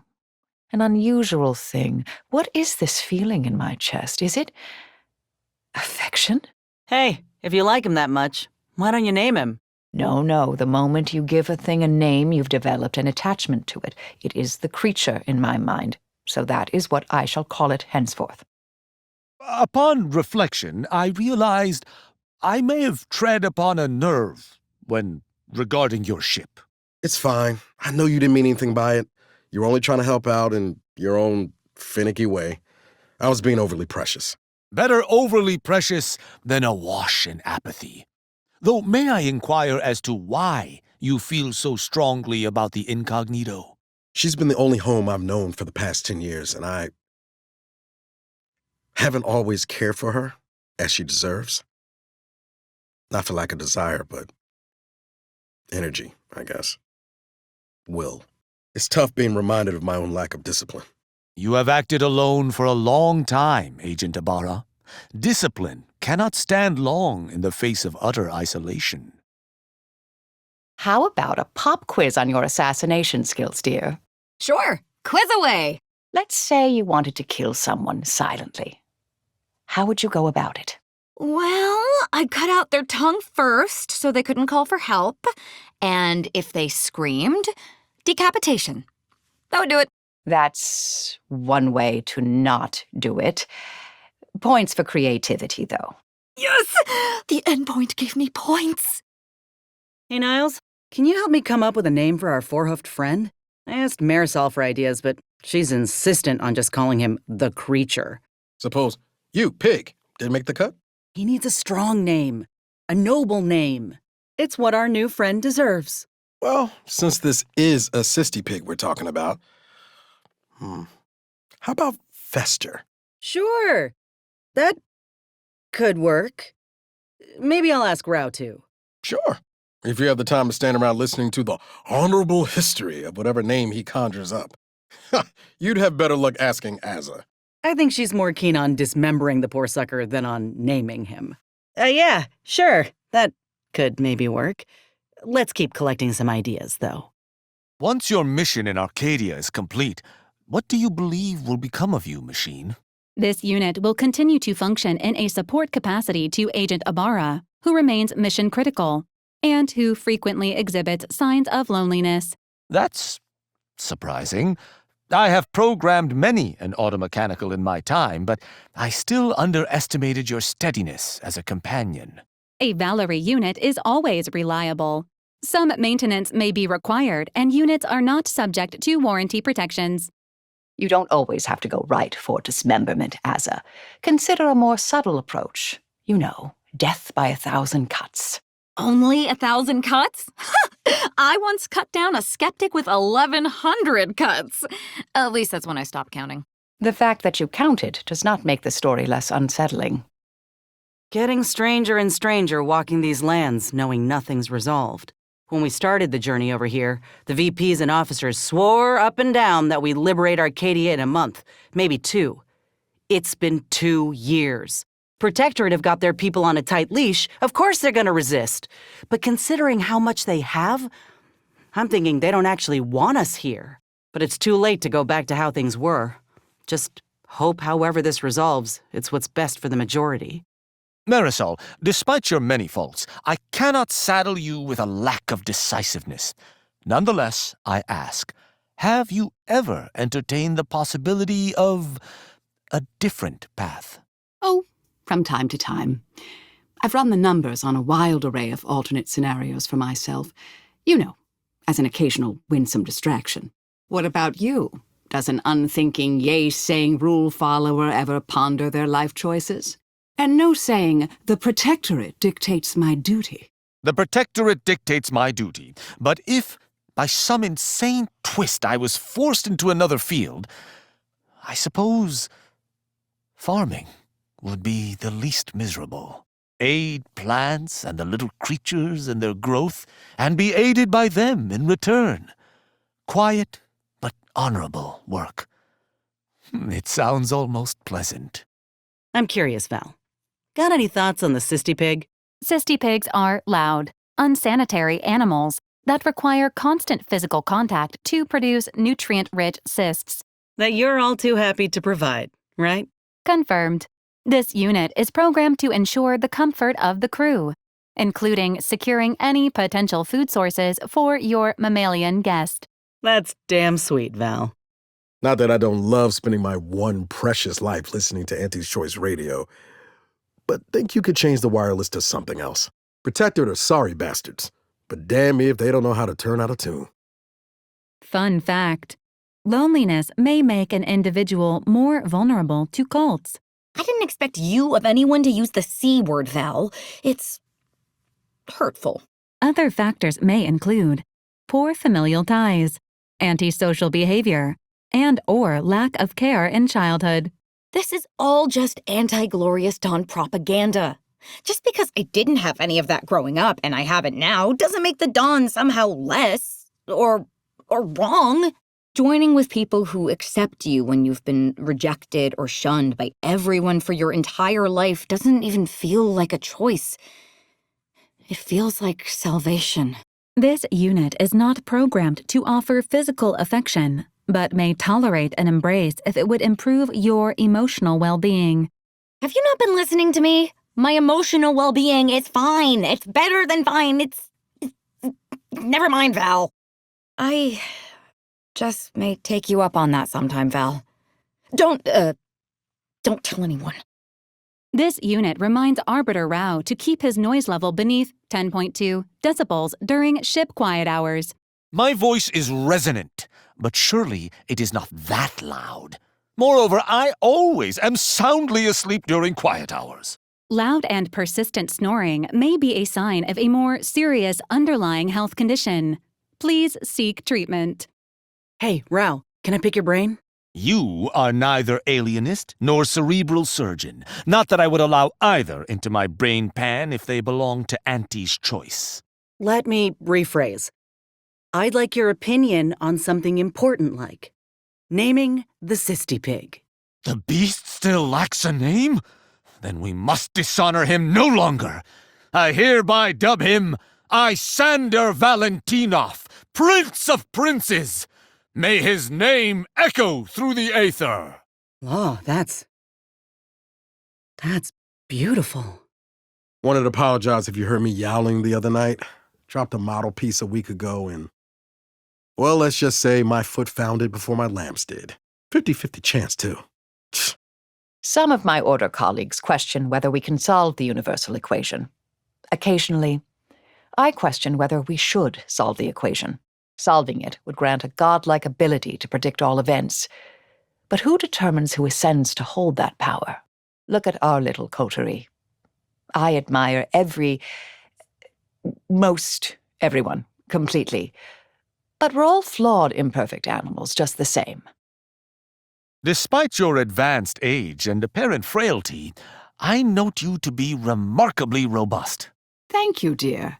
Despite your apparent incredible stupidity, I find you only mostly stupid. No need to spit venom. The old and the infirm are typically granted passive roles, if any roles at all, within Protectorate society for a reason. I have no interest in passivity. At my death, they shall find me with a book in one hand and my pistol still ready in the other. Best keep your lamps lit for wildlife. Hostile wildlife. Familial classification of Raptidon. Detected ahead. I swear that wasn't planned. I'm out of practice when it comes to interpersonal relationships, dear, but my conversation skills are improving. Won't you agree? Of course, I could be wrong. I'm surprised even more subjects never joined the Glorious Dawn. Even if they don't share our beliefs, the Dawn offers something the Protectorate never can. Hope. As I'm certain you've surmised by now, growing up within the Protectorate can make anyone descend into madness. What's that ahead? Some kind of staging area? That's the forward operating base, the only thing standing between Fairfield and the Protectorate. Don't bases usually have, I don't know, walls? And more soldiers to defend them? Don't you go casting aspersions on Commander Torres's post. He's managing well enough, considering he only has about 2 crates of sandbags and 5 cans of food at his disposal. I've seen much of Arcadia within the past few years, but I would prefer the thrumming skies of Praetor any day. Praetor? Are you addled? Nothing but lightning and rocks out there. But that does remind me of your personality. Should have expected such a response from the likes of you.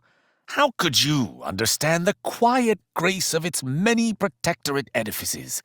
The bioluminescent seas. The perpetual darkness? The thrill of electrocution? I think not. I need sunlight and warmth. I never enjoyed removing people from the equation, dear, although staging accidents was an interesting challenge. I was good at it, too. Probably why I became the head intercessor. I remember this one archivist, convinced enough peers he was making strides on the equation with pseudoscience about celestial mechanics, but he was delaying it. So he had to go. I joined his lab as a novice assessor. Each day, after he retired for the evening, I fudged his observational data by a few decimal points, just enough to throw off his theories. The inaccuracies compounded. He became so frustrated he resigned in a huff and shredded his papers, fell into a depression, bounced around, joined some drug trials at the garden. Eventually he died in a pharmaceutical-related incident. And all because I moved a few decimal points. The power of math, dear. Quite proud of that one. Perfect execution. This war's really bringing out the worst on all sides, ain't it? Then again, never did see a conflict that made all parties involved look good. Have you an ear for music, Commander? In my youth, I considered myself a deft hand with the viola, but my arbiter duty subsumed all the time I could have had for practice. Not that I wish to sound mournful, of course. Would that I could give up all my pastimes to greater serve the Protectorate. They say there's an advantage to working all on your lonesome. You ain't gotta fight for resources, and nobody else can take credit for your victories. Always found that funny, seeing as if you fail, it's standard practice in Auntie's choice to find someone to pin the blame on. Always found that funny, seeing as if you fail, it's standard practice in Auntie's choice to find someone to pin the blame on. The entrepreneurship. You having some kind of mental judder? Should I go for Val? No, I'm telling you what your ship should be called. The entrepreneurship. Can't you picture it? Coming in for a clean landing at corporate headquarters? It's perfect. The Incognito isn't some Saltuna runner. She's an Earth Directorate freighter equipped with this. You know what? I can see why you didn't go into marketing. I might not be the best ever at high-stakes field calculations, but unlike others adept at it from the Order, I'm alive. So I'm obviously doing something correct. Killing your enemies is the key to longevity. Ooh, look! Is that a woolly cow? I love them! Ain't seen one in... Oh, no, never mind. That's a rock. Law, think all this walking in silence is getting to me, Commander. I don't know why the Commander insists on pairing me with you. We've nothing in common. I can't even speak with you about pitchball scores. Why not? I like pitchball. What? Really? Who was your favorite team? Oh, I don't care about any of that. I just like watching people die on the playing field. Niles, have you seen my framed portrait of the Sovereign? I was certain I brought it with me when I came to the Incognito, yet I cannot find it. Did you check under your pillow? I was looking around your room earlier. You could really use more decorations. I have already asked you 1,000 times not to enter my room without my presence. And my lodgings are already perfectly sparse. I disagree. It's not nearly colorful enough. I'll add some splashes of red later. You'll like it. When I was a causality intercessor, I loathed encountering anomalous outliers, unforeseen factors, and random elements. Now I seem to have become them. I would have hated us. Please be assured that Earth Directorate automechanicals are predictably reliable and therefore fall under none of the categories you have listed. Sometimes I think Arcadia is never going to change, but we have to keep operating like it can. How much you want to bet I could throw a toss ball over those cliff faces? I hope you stretched before this outing, Commander. Combat is difficult enough without the distraction of cramps. You know, this colony's not half bad when folks ain't shooting at us. It's not efficient to bring just one companion if you have more available back on the ship. That's just basic math, Commander. There's always strength in numbers, dear, even if that number is only increased by 1. Been meaning to say I'm real pleased with the accommodations on the ship. Ship air ain't too cold, and I ain't gotta rent space on the desk for my belongings. It's feeling, well, a little like home now. Even started drawing again. You ain't gotta say anything, just know that I'm grateful that you took me on. Thanks. Some philosophers have asked, if Arcadia is a perfect system, why are many features of its local flora and fauna incredibly deadly? Some philosophers have been incarcerated. Hope you're settling into the cognito all right. You got everything you need? Almost. Ever thought about bringing an Auntie's Choice vending machine on board? I ain't all that agreeable if I'm without my snacks. I've got to introduce you to this novel appliance, name of a refrigerator. You can store and draw from it without ever paying a bit. Everyone knows a morsel tastes that much sweeter if you gotta pay a premium for it. Even though I've nothing but disgust for your corporate overlords, at least the invasion stirred up some much-needed chaos in Arcadia. Have I mentioned that I got no interest in your opinions of my overlords? We can always talk about you then. Like how you were the victim of corporate greed and hubris. Reckon I wasn't clear. I got no interest in your opinions about anything. I've heard some talk of the corporate barbarians following a sport called tossball. Compared to the perfection that is pitchball, it seems utter madness. Weekend zones in weekday sectors, half the usual number of halfbacks, and worst of all, no post-play bludgeoning. Ugh. How can anyone enjoy such dross? Val, since you're programmed to look after us and all, think you could help with my arm? Damn muscles are cramped, can hardly take a swig of a 0G without straining something. A vigorous massage is likely to result in a 90% reduction in current pain symptoms. Not sure I love the emphasis on current pain there, but you know what? Void it. It's worth a try. I'll come find you once we get back to the ship. Please avoid eating any solid food for 3 hours before treatment. Applying any skin lotions or balm prior to the session may also raise the risk of chemical burns. Sure? Yeah. Definitely not ominous at all. So, what's an arbiter like to do to keep the horrors at bay? My preferred technique is to charge directly at them with my hammer aloft. But I've recently become aware of the benefits of forming a proper battle line.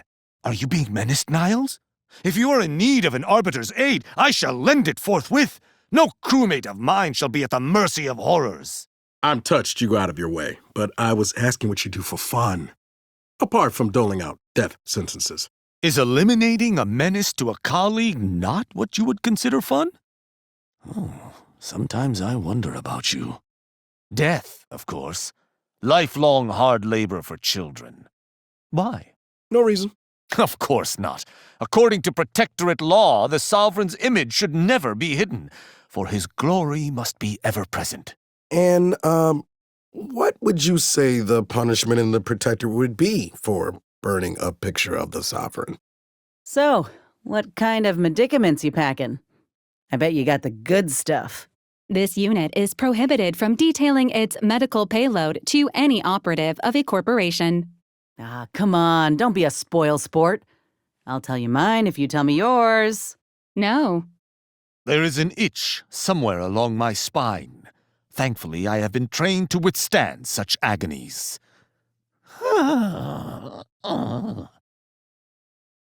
Abara, you owe me a sparring session. Get your gloves and warm up. What? Again? I Don't suppose you'd accept a doctor's note from Val. Come on. I already promised I won't throw elbows this time. Where's your fighting spirit? Must have had it knocked clean out of me. In fact, why don't I go look for it now? Ain't gonna climb the corporate ladder with that attitude. You could just learn to duck, you know. You're a long way from home, are you not? I'd expect you have loved ones, feeling your absence. Never really knew my folks. They went young. I was passed between other relations, all trying to do their best to raise an orphan kid. But I was on my own. A lot. Seems we've some overlap. I was taken from my family at a young age and raised alongside my fellows. My fellows were not blood relatives, but they may well have been. You missed the parents died part? Then again, maybe that don't mean much in the protectorate. Folks go missing all the time, don't they? How could that be so? We're perfectly aware of where all our subjects are, be that living comfortably in our cities or locked away in our many classified labor camps. Hey, you know how Auntie does her iconic hairstyle? You setting up for a joke here, C-Long? No, unless you think the fact that she has a wig made from woolly cow hair, which takes 4 hours to brush out, is some kind of joke. That? Wow. Surely that's not the kind of trivia Auntie wants shared around. Any publicity is good publicity, Ibarra. No wonder the Earth Directorate ain't got household name recognition. Next she'll tell me she eats 4 square meals a day, all consisting of 60 bits. Well... No, please. I can't take many more of these revelations. This unit has observed a significant increase in your levels of physical activity, Agent Ibarra. Helpful reminder. Please make time for rest and recovery. I'm fine, Val. But I have noticed you experiencing more vocal stutters lately. Reckon we should spend some time together at a workbench soon. To maintain this unit's superb performance, routine maintenance is highly recommended. I'll take that as a yes. Know what I most miss about the Department of Preemptive Causal Redirection? The dewy-eyed, youthful feeling of certainty. Can't imagine you ever being the uncertain type, Marisol. Oh, and also the cafeteria. Order covert units make the best scones. Let's see how well you arbiters know basic history. Who constructed the archive? The matriarch did, of course. Who else could oversee the creation of such an immense, complex piece of machinery? Inaccurate. It was Presiding Bishop Audley, the first presiding bishop.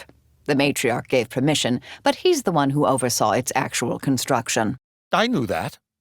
This is the problem with you mathematical sycophants. There's always some technicality that conveniently proves you right.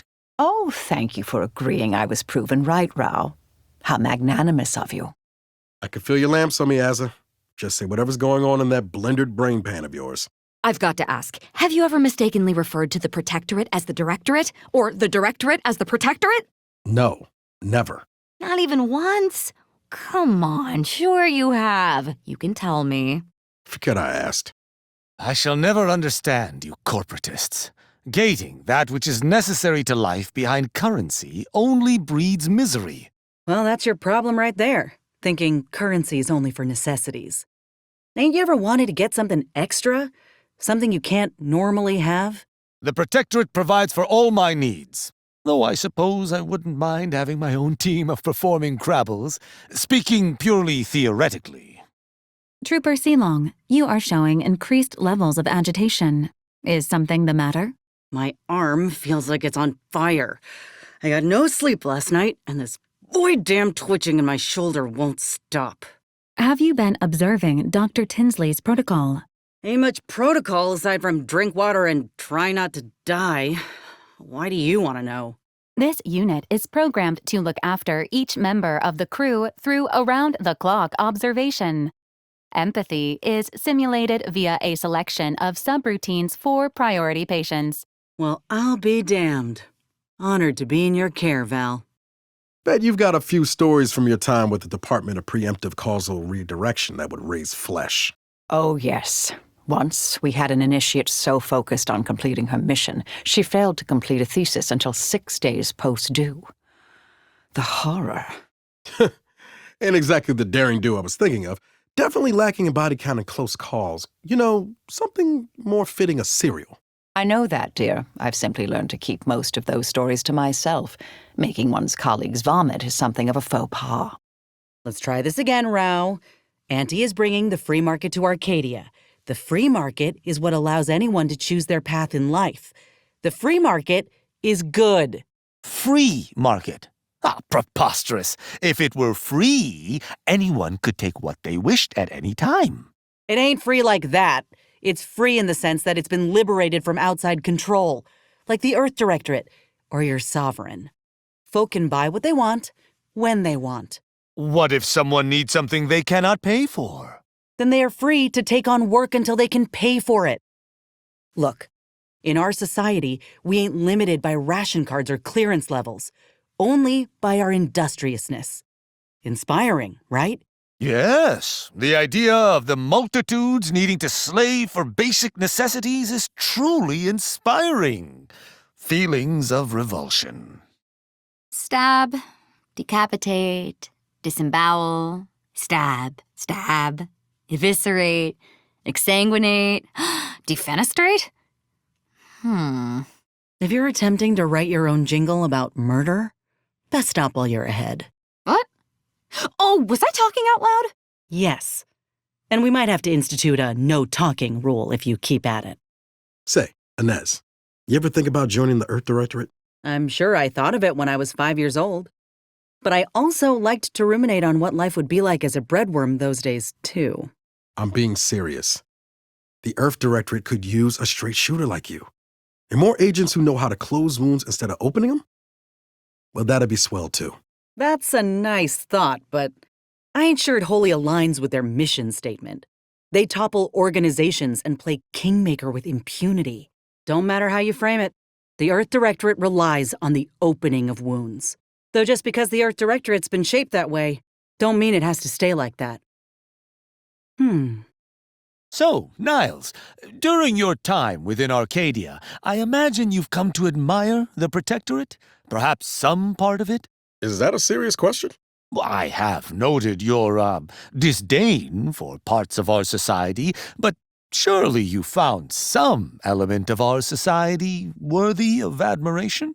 Oh, there is this one arbiter. He can be a little dense at times, but he's proven fairly reliable in a fight. Oh, superb! You must tell me about him when we've a free moment. I always try to learn from my colleagues. Stab, decapitate, disembowel, stab, stab, eviscerate, exsanguinate, defenestrate? Can you stop? What? Oh, was I talking out loud? If you want to characterize it that way, sure. I'd call it crazed gibbering myself. Aren't you the versatile little automech, Valerie? You can mortally injure a foe, then bring them back from the brink of death. Correct. This unit is equipped with robust combat and medical assistance protocols. Surely you have a preference between the two. This unit is pleased to engage whichever protocol serves the mission. Although, combat protocols do require less precision and expend fewer onboard resources. Alert! Alert! Danger ahead! My hammer is ready, machine. Whatever we face, it shall not stand long. False alarm. This was a test of your Valerie unit's warning systems. All systems appear to be functioning optimally. Ah, then there is nothing at hand? It's unbecoming to dash a body's hope so. Always remain vigilant. In the event of danger, your unit may issue such a notice. Reacting quickly and decisively may mean the difference between life and death. Rao, is it true you ain't authorized to read Auntie's Choice or Order periodicals? Naturally. Even if I had some kind of academic curiosity as to their quality, which I do not, reading such bosh would fly close to traitorism. Okay, but Earth Directorate periodicals ain't even on the radar, right? Niles let me borrow his copies of Commander Zane and Buddy. They're all about justice, for the good of the people. Sure, you might take issue with the anti-tyranny messaging and extrajudicial hijinks, but other than that, you'll love it. They got guns. Lots of them. Firearms are over-designed killing tools. and I have no need for the Earth Directorate's false heroes. I only care for real heroes, such as the late Arbiter Anders. Oh, yeah? Somehow I didn't think you could appreciate the finer qualities of any other Arbiter. Why, of course. Arbiter Anders died gloriously, giving her life to save the young Sovereign Varric from a marauding ursopod. Would that I could die so valorously. Great. Next time we get attacked by a pack of hungry beasts, I'll be sure and duck behind you. I've noted your acumen with a firearm, Agent Ibarra. You'd score highly in our range training exercises. First on the draw is last in his grave. I'm proud of my skill, but I wouldn't say I take pleasure from the kill. Not like some. However it may seem, I do not kill easily. One should be forced to feel the heat of a slain foe's last breath. Each slaying must be remembered. Ranged weaponry allows one to excuse the act of killing too easily. Had I my way, everyone in Arcadia would engage only with their fists. May the system go to the best pugilist. Inez, Purpleberry Crunch. It's spelled with a K? Sure is. You all right, Marisol? You're looking faintly ill. But it's an obvious misspelling. How can you tolerate it? Because it's more authentic that way. Says so in the jingle. Sometimes you just gotta accept good marketing, you know? We live in a universe governed by fundamental forces: gravity, atomical electrodynamics, spelling, and punctuation. To ignore them invites chaos. Been noticing a lot of screws going missing of late on board the ship. You wouldn't happen to know anything about that, would you? No missing fastener reports have been filed with this unit. Let me rephrase. Have you been collecting screws for some reason? Affirmative. Multiple replacement screws have been collected in accordance with pending work order from Agent Ibarra. I must have a screw loose. It's a figure of speech, Val. Azza, you might follow a ruinous religious doctrine and be driven by irrational bloodthirsty urges, but you're a rather effective killer, and I respect that. That means a lot, coming from such a ruthless purveyor of death. Wish you'd let yourself really get into it sometimes, though. Get your face and hands drenched in blood. That sounds disgusting, dear. Though I do appreciate the sentiment. That was an impressive performance of yours during your strength training this morning. Your physical prowess nears my own, though it does not eclipse it. Oh, that's the end of your comment? Then thanks. I thought the flattery was going to lead into an insult of my training techniques, or my proclivity for vanity. Of course not. I simply was surprised that a non-protectorate individual could perform satisfactorily. Well, for my part, I didn't expect much from you neither. But you've got great form, strong quadriceps. Not that I'm looking that closely. Anyway. You got something to say, Inez? Notice you've been watching me all day. Just checking you over. I might have heard you yelling in your sleep again last night. Seemed like a pretty bad one. You all right? Sorry if I woke you. A nightmare ain't a thing to be ashamed of, Niles. If you're a worrier, and I know you are, they're liable to be more frequent. You ought to talk to someone about them. Might help. I'll take that under advisement. Thanks. Help me with a little experiment, Azza. How long can you go without talking about rifts? What purpose would that serve? Rifts are the perfection we can all look forward to. Hearing this truth brings peace and contentment to people, even if they have to be convinced. 0.1 seconds, then. Thank you, dear. That was illuminating. Much like the rifts themselves. Before, you asked me about the crew I lost at Horizon Point. I don't talk about them much. But maybe I should. Helen, Eric, Wade. They were good people, and they deserve to be remembered, much as they can be. Honor their memory by sharing their exploits. If you would be so willing, that is. Reckon that's doable. Though I found reminiscing is best done over a shared meal. I don't suppose you've got a liking for overdone spratwurst. Perhaps it would be best if I did the cooking. You know what surprised me the most? The sound an eyeball makes when it pops. I had no idea until that one time Enough, dear. I may be out of practice with interpersonal relationships, but I see through your act. It's obvious you're trying to get a rise out of me. You're right. I do tend to push things. I guess I can be a little embarrassed about how I act. Sometimes that's all I can do to keep from killing anyone I can get my hands on. I don't want people to think there's something wrong with me, so I hide my rage behind humor. All right, then. Whatever you need to diffuse your rage so you're not, violently attacking your teammates, I'll just, keep an even closer watch on you from now on. Marisol, been thinking. You've been on your own for a great while, trusting no one, always on the move. Don't you get lonely? Of course, it comes with the trade. And with being a coldly calculating killing machine. I'm assuming you're asking because you, too, have feelings of isolation. I'm lonely because I had no other option. You chose this. True, but with good reason. To be alone is to be efficient and free of any conflicts of interest. Why would I willingly choose to tie one hand behind my back? That rift sure ain't getting smaller. Good observation, Agent Ibarra. It is in fact growing at a rate nearly observable to the naked eye. You can sound less excited about it. Modifying tonal delivery. It is in fact growing at a rate nearly observable to the naked eye. Thanks. That helped. Have you read any worthwhile periodicals of late? Actually, I'm fairly engrossed in a tome about the gravitational effects on ballistics at the moment. I could add it to the ship's library if you're interested. Not particularly. Do you happen to have any books about close quarters combat? Let me think. I know I have Slice of Pie, the geometry of bladed weapons, somewhere. I'll dig it out. It has a lot of illustrations. You might like it.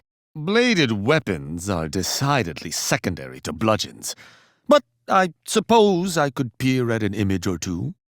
I can't believe that sisty swine consul used the Dawn for his own ends. Use them? Nothing. He created them. The cult was not but an odious lie to be expended in his service. The only lies were the ones Dagmar was spewing to excuse her craven betrayal. The Dawn's beliefs are true. Nothing can change that. You wear denial like an oversized uniform. Poorly. Though you may act otherwise, I believe you are too intelligent to swallow your own drivel. Says the walking trash can who had no idea that the consul was undermining the Sovereign for years. Ain't sure if you'll appreciate this, Marisol, but I think you did the right thing, sparing the anchorite. I know it ain't what you set out to do, but it feels better this way, don't it? Perhaps you're right, dear. Avoiding violence in this case feels almost refreshing. Less bothersome and stressful, which frees my mind for other avenues of stimulation.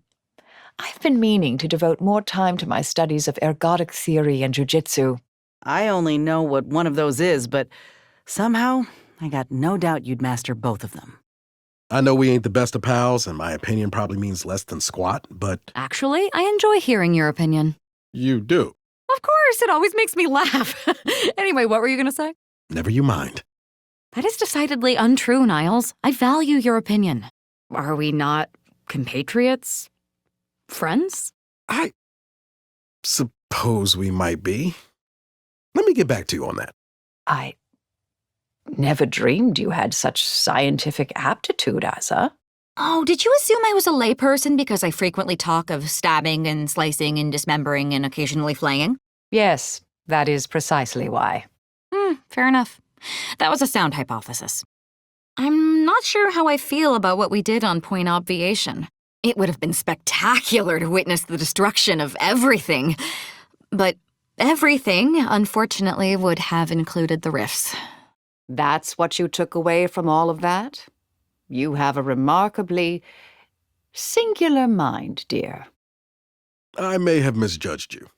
For a protectorate flunky, you've still got one or two qualities to commend you.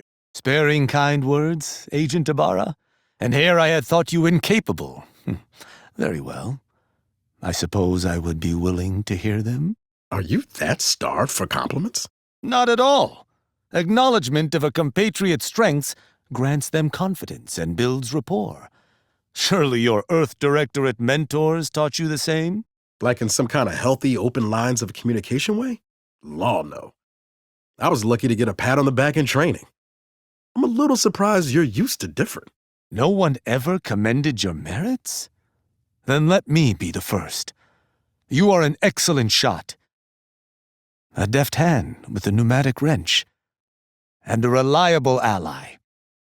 I am pleased to work with you. You ain't always got to turn to violence, you know. Killing the anchoress would have been acceptable at my old department. As in this case, we often tried to make assassinations look like accidents. Fewer random variables that way. But this ain't your old department. You traveled with us this long, and you still can't see that things can be different? You could have spared her. Your own commander co-signed what I did back there. You'd rather I look to you for guidance? No offense, dear, but you have your own extenuating circumstances to deal with. Excuse me for attempting to conversate. I'll try not to make that mistake next time. Not to pry, dear, but I imagine you might feel a little listless, rudderless with your dawn days behind you. What makes you say that? This some of your order prediction humbuggery? Not at all. I just had similar feelings when I left my department of preemptive causal redirection. But you still remove people from the equation. I'm trying to refrain from that these days. Mostly. Not sure what to do with my time now. Any suggestions? Whatever you want, dear. Maybe get back to your scientific roots. Surprise me. Defy my predictions. You may regret that suggestion someday. But I shall do my best. You know, I didn't have any knowledge of corporations before the invasion. Besides some general teachings we had as children that they existed and were detrimental to humanity. As much as I abhor most things they filled our gray matter with, I must agree with this. Corporations offer only pre-packaged emptiness. Fortunately, the dawn offers perfection. Perfect insanity, maybe. And it seems that people like you who belong to them are especially harmed by their exploitation. First, I don't belong to anybody. And I ain't exploited. It's the Protectorate subjects who are, slaving away for the greater good of society. Please. And your glorious dawn preyed on folk, didn't they? Had them in a frenzy? So don't talk to me about Auntie's choice.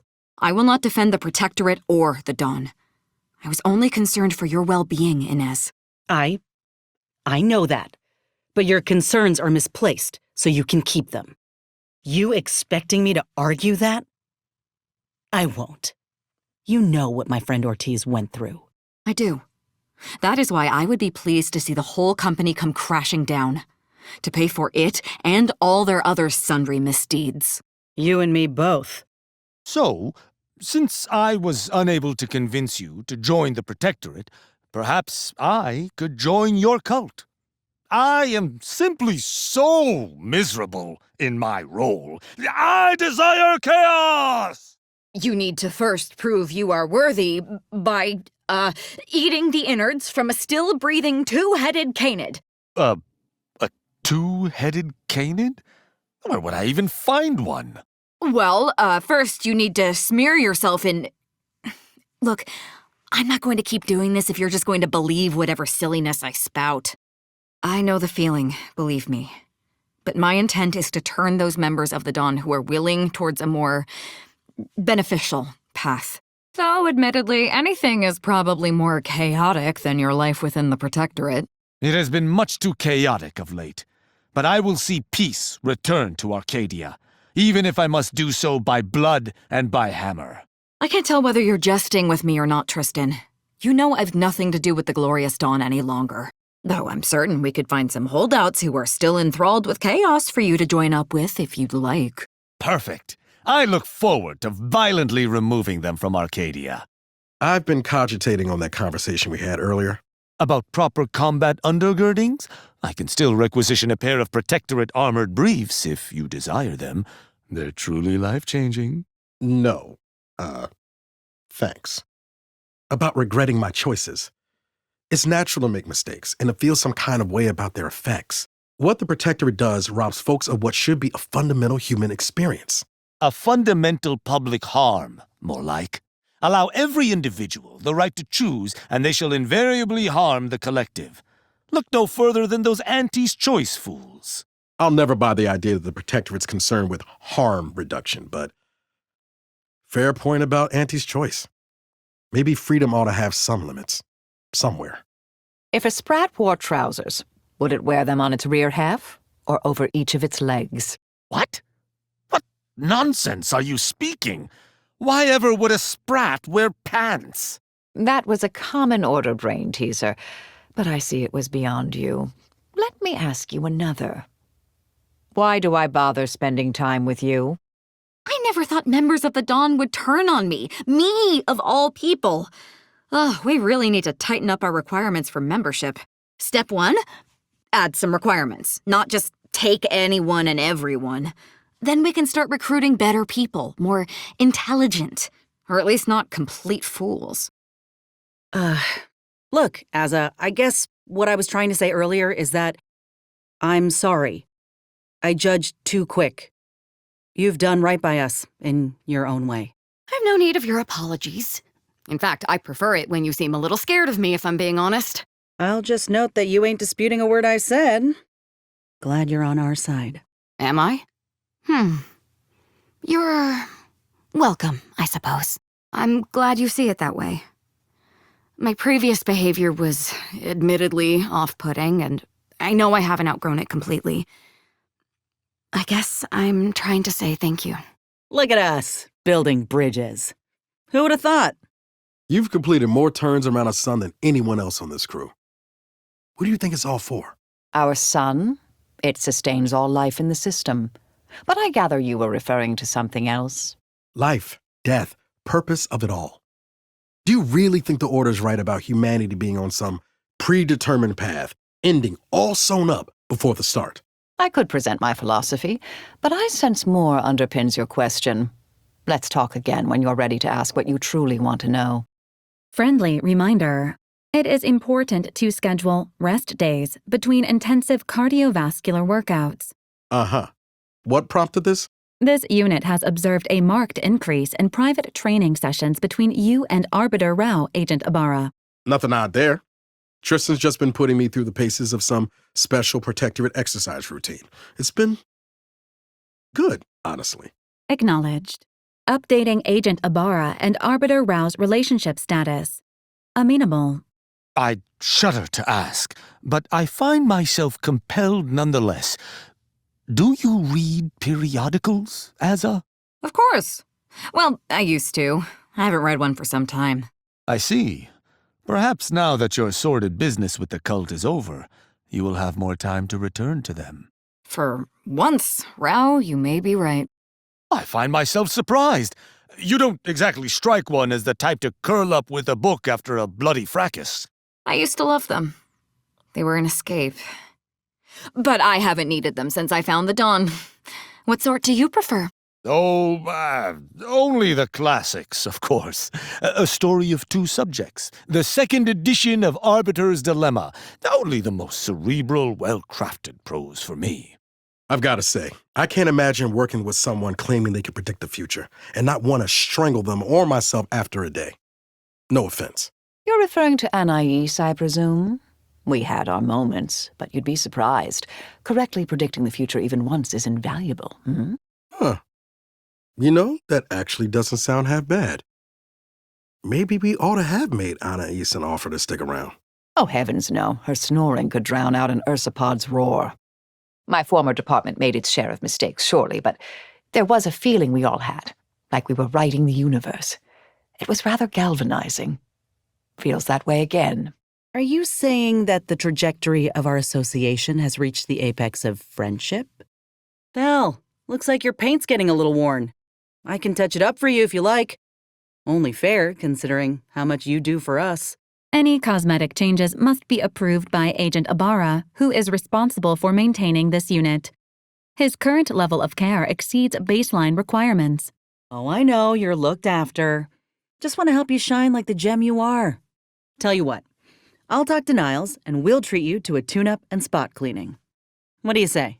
Due to the Valerie unit's protective anti-bloodstain coating, a gentle cleaning with diluted soap should be effective in ridding your unit of even the toughest grease. Please avoid all sockets and cease cleaning immediately if sparks occur. I'm relieved to see you guiding the Dawn down a better path, dear. My brethren have been the victims of self-deception for far too long. I need to show them a better way.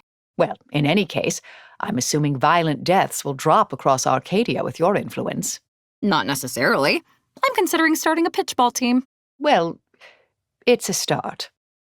Saw one of your plants was looking a little dry, so I topped it up. I noticed.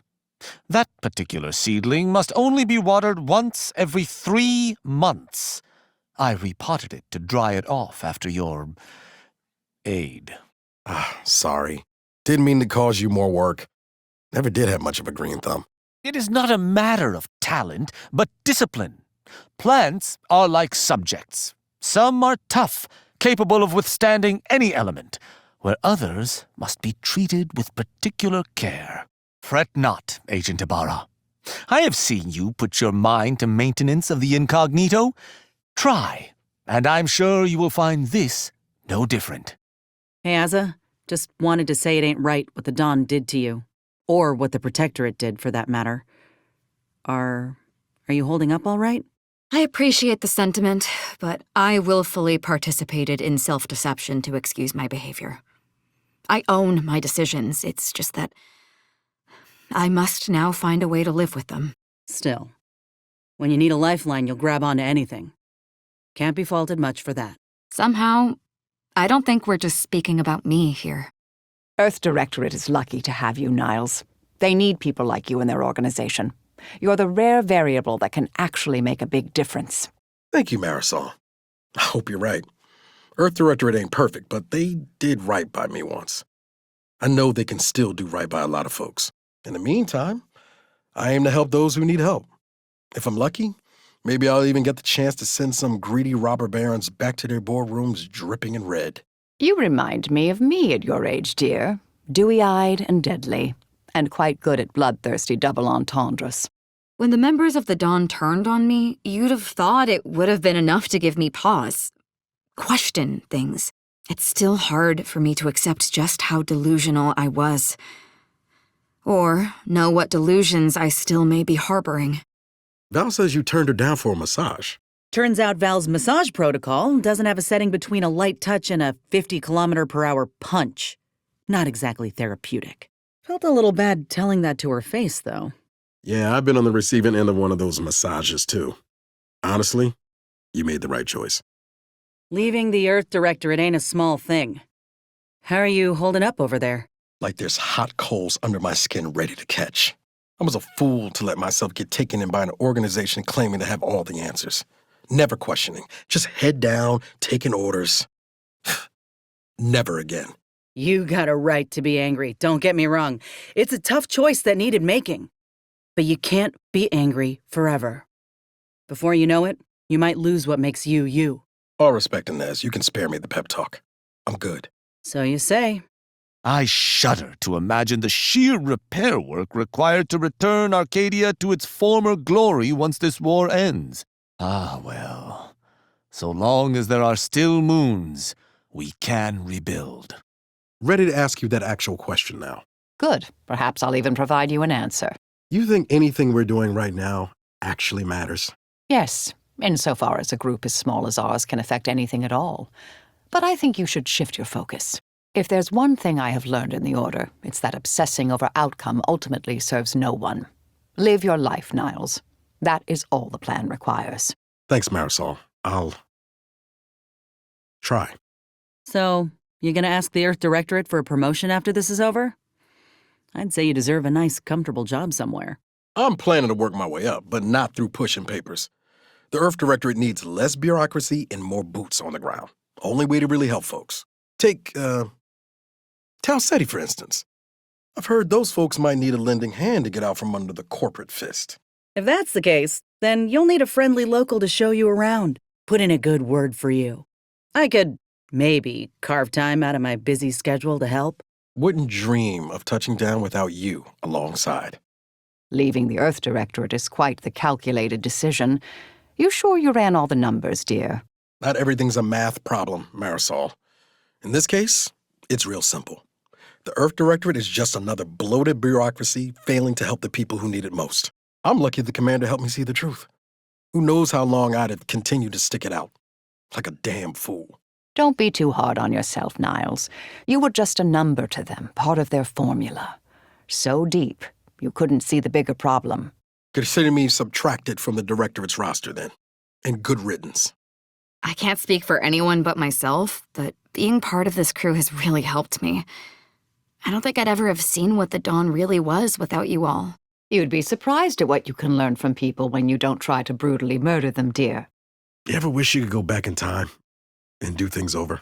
Many of our scholars believe time to be a matter of perspective, that all events, even the present, have already happened.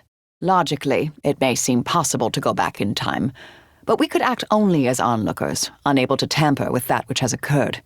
It is nothing to regret. Ate something this morning that's really fighting me. But, yeah, what you said. Finding out that the Consul was behind the Dawn was devastating. I can't even guess how it must have affected you. It was a shock, indeed. I distrusted the consul, but this level of skullduggery, he must answer for it. With blood. Surprised to hear you say that. I thought you'd changed your killing ways. I interpret Protectorate law more broadly, but not so broadly to make a fool of myself. By any interpretation of the law, the consul is a criminal, and he will be punished. Hardly at all. What's another in a list of endless crimes when I can execute him but once? What's this? An arbiter chomping at the bit to kill someone? Color me shocked. Not that I actually care, but I always thought it illegal for an arbiter to execute someone of higher rank. A disturbing point. Perhaps the commander will kill him first, though I don't know if I could give up the honor. Lenience creates only fiends like himself. The only way forward is to excise him, and anyone else who breaks the Protectorate's laws. The presiding bishop and Auntie Cleo throwing in together. No tenured seer saw that coming. Guess this makes us colleagues, Marisol. All official-like. What do new ascendants get, by the way? Access to all human knowledge. What do new anti-employees get? A coupon. Worth a few bits off your first Auntie's Choice purchase. Spend it responsibly. So you spared Rasmussen. Didn't see that turn coming. How are you feeling about it? Like I'm afraid I made a mistake. But if he's true to his word and some good can come of this, well, then I'll have to be at peace with the decision. Truth be told, I expected you to give that slimy bastard his comeuppance. But maybe this way's better. Yeah, I'm putting a lot of faith in that maybe. So how do you feel about the Earth Directorate? I sense some reservations. The Earth Directorate can hang, for all I care. Beware casting off your ideals, Agent Ibarra, lest despair flood in to fill the void. Hey, Inez. Maybe it's none of my business, but I just wanted to say, wasn't right how the commander handled Rasmussen. Your call should have been respected. No offense, Ibarra, but it's a little soon still to go picking at that wound. That said, I appreciate you. It's nice knowing at least one other person in this crew ain't a complete sprat-ass. You ain't gotta stick with the Dawn, Azza. You know that, right? You don't know what you're speaking of. I am not sticking with the cult, I am leading it. If anything, they're sticking with me. Or dying, whichever the case may be. You're making a mistake, Azza. You still got it in you to make a difference. Are you not listening? I am making a difference. The cult will lead all of humanity. I found a place to belong. Unlike you, who, despite your efforts, will always be an outsider. You're wrong. If you say so. You have been misinformed. I am not sticking with the cult, nor is anyone who wishes to remain breathing. That may be, but what I was trying to say is that I still think you got it in you to make a real difference. To do some good. I am making a difference. I am protecting myself by eradicating the cult. You're lying to yourself if you believe I or anyone can do more. Not to mention the lies you're telling yourself. Despite your best efforts, you will always be an outsider, Inez. I caught sight of you carefully measuring out fertilizer supplements for the new seedlings. I was pleased to see you paying heed to my suggestions. What can I say? I like to learn. It reflects well on you. I've known a great many too stubborn to change when met with harsh critique. It takes a strong spine and a stout heart. And a good teacher. Don't forget that part. Can't believe after everything that happened to you and Ortiz and others, you took one look at the grafting program and said, yes, please, I'd like another. I ain't intending to let these scientists wreak havoc like they did before. You're placing reliance on reforms that ain't gonna stick. Now, when folks with more power and bits decide they want buy-in, people are going to get hurt. And I think you know it. They've already been hurt, Abara. What I'm trying to do here is ensure all that pain weren't for nothing. Sit here and mope about past wrongs all you want, but I ain't gonna be part of it. Don't you wag your finger at me. When you unleashed that intel on the skip drives, you were too blinded by self-righteousness to think of the consequences. Which is worse, huh? That's different. We had to take away the Protectorate's advantage. Tell yourself what you like, but when you acted, it was out of spite. Everyone saw it. When the blowback comes, I hope you see it too. Can't say I agreed with your choice back there. We could have gone about things a different way, you know. My path is mine to walk alone. How does it concern you? It concerns me because I care about you. Law, I actually do. And you obviously care about justice, about helping folk. But this path will just continue to cage you. You speak as an enemy of the Protectorate. Attempting to sway me from my duty is an act of transparent manipulation. Fine. Message received. High Corroder. Void Chief. Wait, no. I've got it. Nihilist Supreme. Are you having some kind of stroke? Can I watch?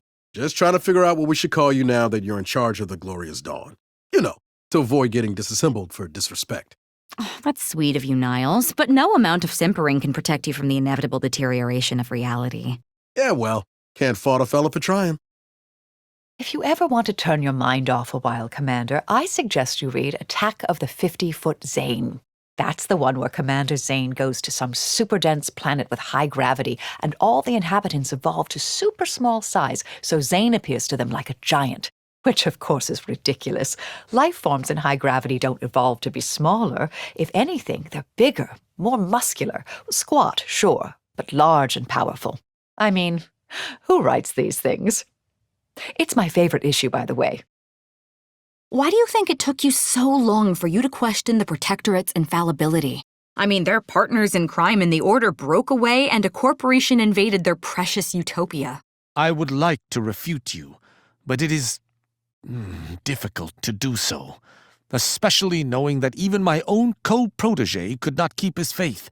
The situation merits considerable rumination, but I shan't have time or the mental flexibility until we've seen the consul to justice. I am stunned, Tristan. I never expected to hear you say anything that sensible. I admit that its laws are more fallible than I thought. I've been through much to see that firsthand. I mean, their partners in crime in the Order broke away and a corporation invaded their precious utopia. Quite the contrary. The outsiders desire what we have. The Order is too cowardly to admit they want what the Protectorate has. The Order's jealousy weakened us from within, allowing the opening for Auntie's choice to invade. We were not imperfect. It is everyone else who was. You just keep telling yourself that. Hiding from the truth never ends well. Take it from someone who knows. Gotta say, Rao, your old rigidity didn't suit you. The choice you made back there? It was a pleasant surprise. Though I feel it necessary to remind you that my choices have always been properly level-headed, it does appear that, in order to truly pursue justice, one must be flexible. I suspect that, had I never joined this traveling group, I would not have ever arrived at such a conclusion. But I have seen much beside you and the commander. Hold on. Is this you admitting that I'm a good influence? You are an influence. Any admission more than that you must pry from my dead hands. So, Rasmussen's gotten his reward. How are you feeling about it? Sick, maybe. I've done what I needed to before on the battlefield, but face to face with an unarmed man? Part of me feels I was justified. Other part feels like a monster. Taking a life's never an easy choice. But for what it's worth, I think you did the right thing.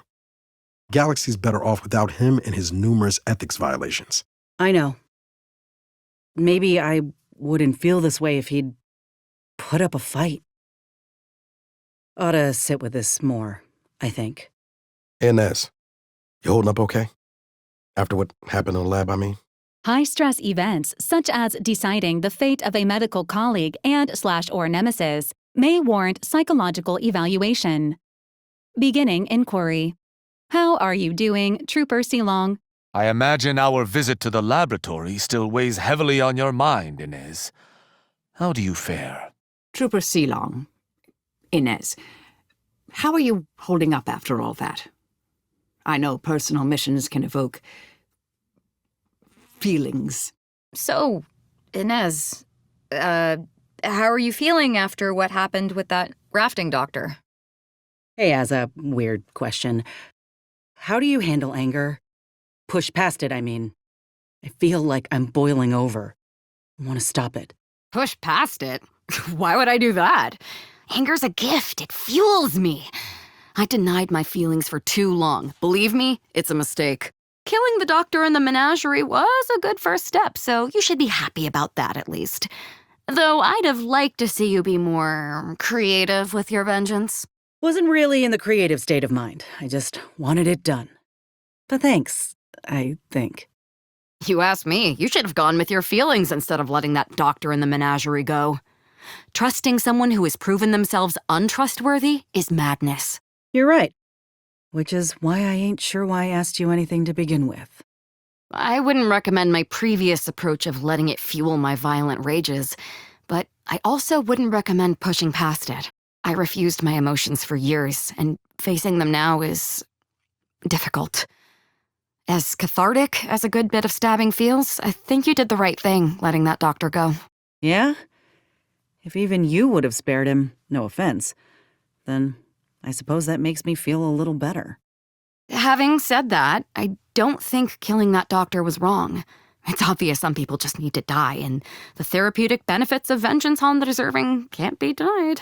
Thanks, I think. I once had several toes broken when a cannonade automech tread upon it during a close combat drill. I'm sure you tremble with jealousy of my devotion, Silong. Please. Who hasn't had a bone crushed by machinery? I'll do you one better. During testing, to see if I were a good graft candidate, they burned chunks of skin off my shoulder. Look, if you squint, you can still see the scars.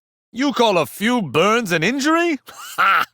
During a combat cooking exercise, I had a finger almost completely severed. It only remained attached by a mere sliver of skin. First of all, I don't even want to ask what combat cooking entails. Second of all, gross. You win this time. Now that you're clear of the cult, suppose you'll need some other unhinged pastime. So what's next? Wait, don't tell me. Competitive Crabble races. No. Woolly cheese rolling. A bit of high-stakes mumbly peg. I liked you better when you were afraid of me. All right. Bad jokes. Just, look, I know how it can feel when your future plans get disrupted. I'm here if you need help. Brainstorming, I mean. Does this mean you'll finally let me give you a tattoo? Let's not get too crazy. I like this new, more level-headed you, dear, now that you've denounced all that rift-worshipping nonsense. I prefer this new me, too, I think. But does this mean I can't call you Endpoint anymore? Technically, I was known as the Endpoint. That seems a bit unwieldy. Hello, the Endpoint. How are you today, the Endpoint? See? You know, just Marisol is fine, dear. Those delegates at Greater Tranquility Substation were almost comically at one another's throats. Reminded me of rivals on the factory floor, those two. Sabotaging each other's conveyors and trading barbs all day because they're too scared to admit their feelings. Ha ha! Yes. It was a ridiculous display. But those two could never be involved in such a manner, such a conflict of organizations. I mean, they couldn't be. Right? Hey, weirder things have happened. Didn't they escape the station together in a single pod? Those things only have one seat, and chances are it was a very bumpy ride. Fascinating. How depraved they are, I mean. Now that the grafting program has been ended for good, and fair riddance to it, what comes next? Aside from making sure the program stays dead? Ain't sure. What I do know is there are plenty of folk in Auntie's Choice who are too scared to go it alone. Figure I can show them how it's done. Make them realize it's possible to lead a better life. But I don't know. I ain't much of a teacher. I don't know about that. You've sure taught me a few things. It's Fibonacci from Liber Abasi. Ugh. Don't tell anyone that song's stuck in my head. Auntie's VPs will be incensed that someone other than them penned the earworm of the year. Purpleberry Crunch, it's for you and for me. And as always, it's parasite-free. Huh. They ought to amend that line after the incident on the claim a few years back. But you didn't hear that from me. You ending the grafting program matches with my predictions, but I can't say I'm not a little disappointed. All that research, gone to waste. Gone to waste? Grafting recipients ain't your lab sprats, Marisol. No, of course not, dear. I didn't mean to imply that at all. It's just that you might have had the opportunity to reform the program, to put all that suffering to good use. I made sure that suffering'll never happen again. No use is good use in my book. Traveling on the Incognito has been a unique experience. I've only had the pleasure of traveling on Arcadian craft prior.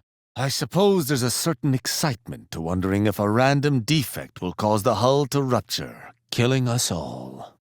I'm of two minds about the attack on Opportunity. It's a boon that it weren't sanctioned, in a way. Gives us a path to deal with your order peacefully. On the other hand, good folk died just because of one selfish person's aims. But at least we got you to thank for the truth. No need to thank me, dear. Modest, huh? It took guts doing what you did. You could have died, and still you gave us justice. I'll admit that was never my intention. The Proctor was my target, and I simply embraced the risks. If the launch had been sanctioned, we would not even be speaking of this. No, guess not.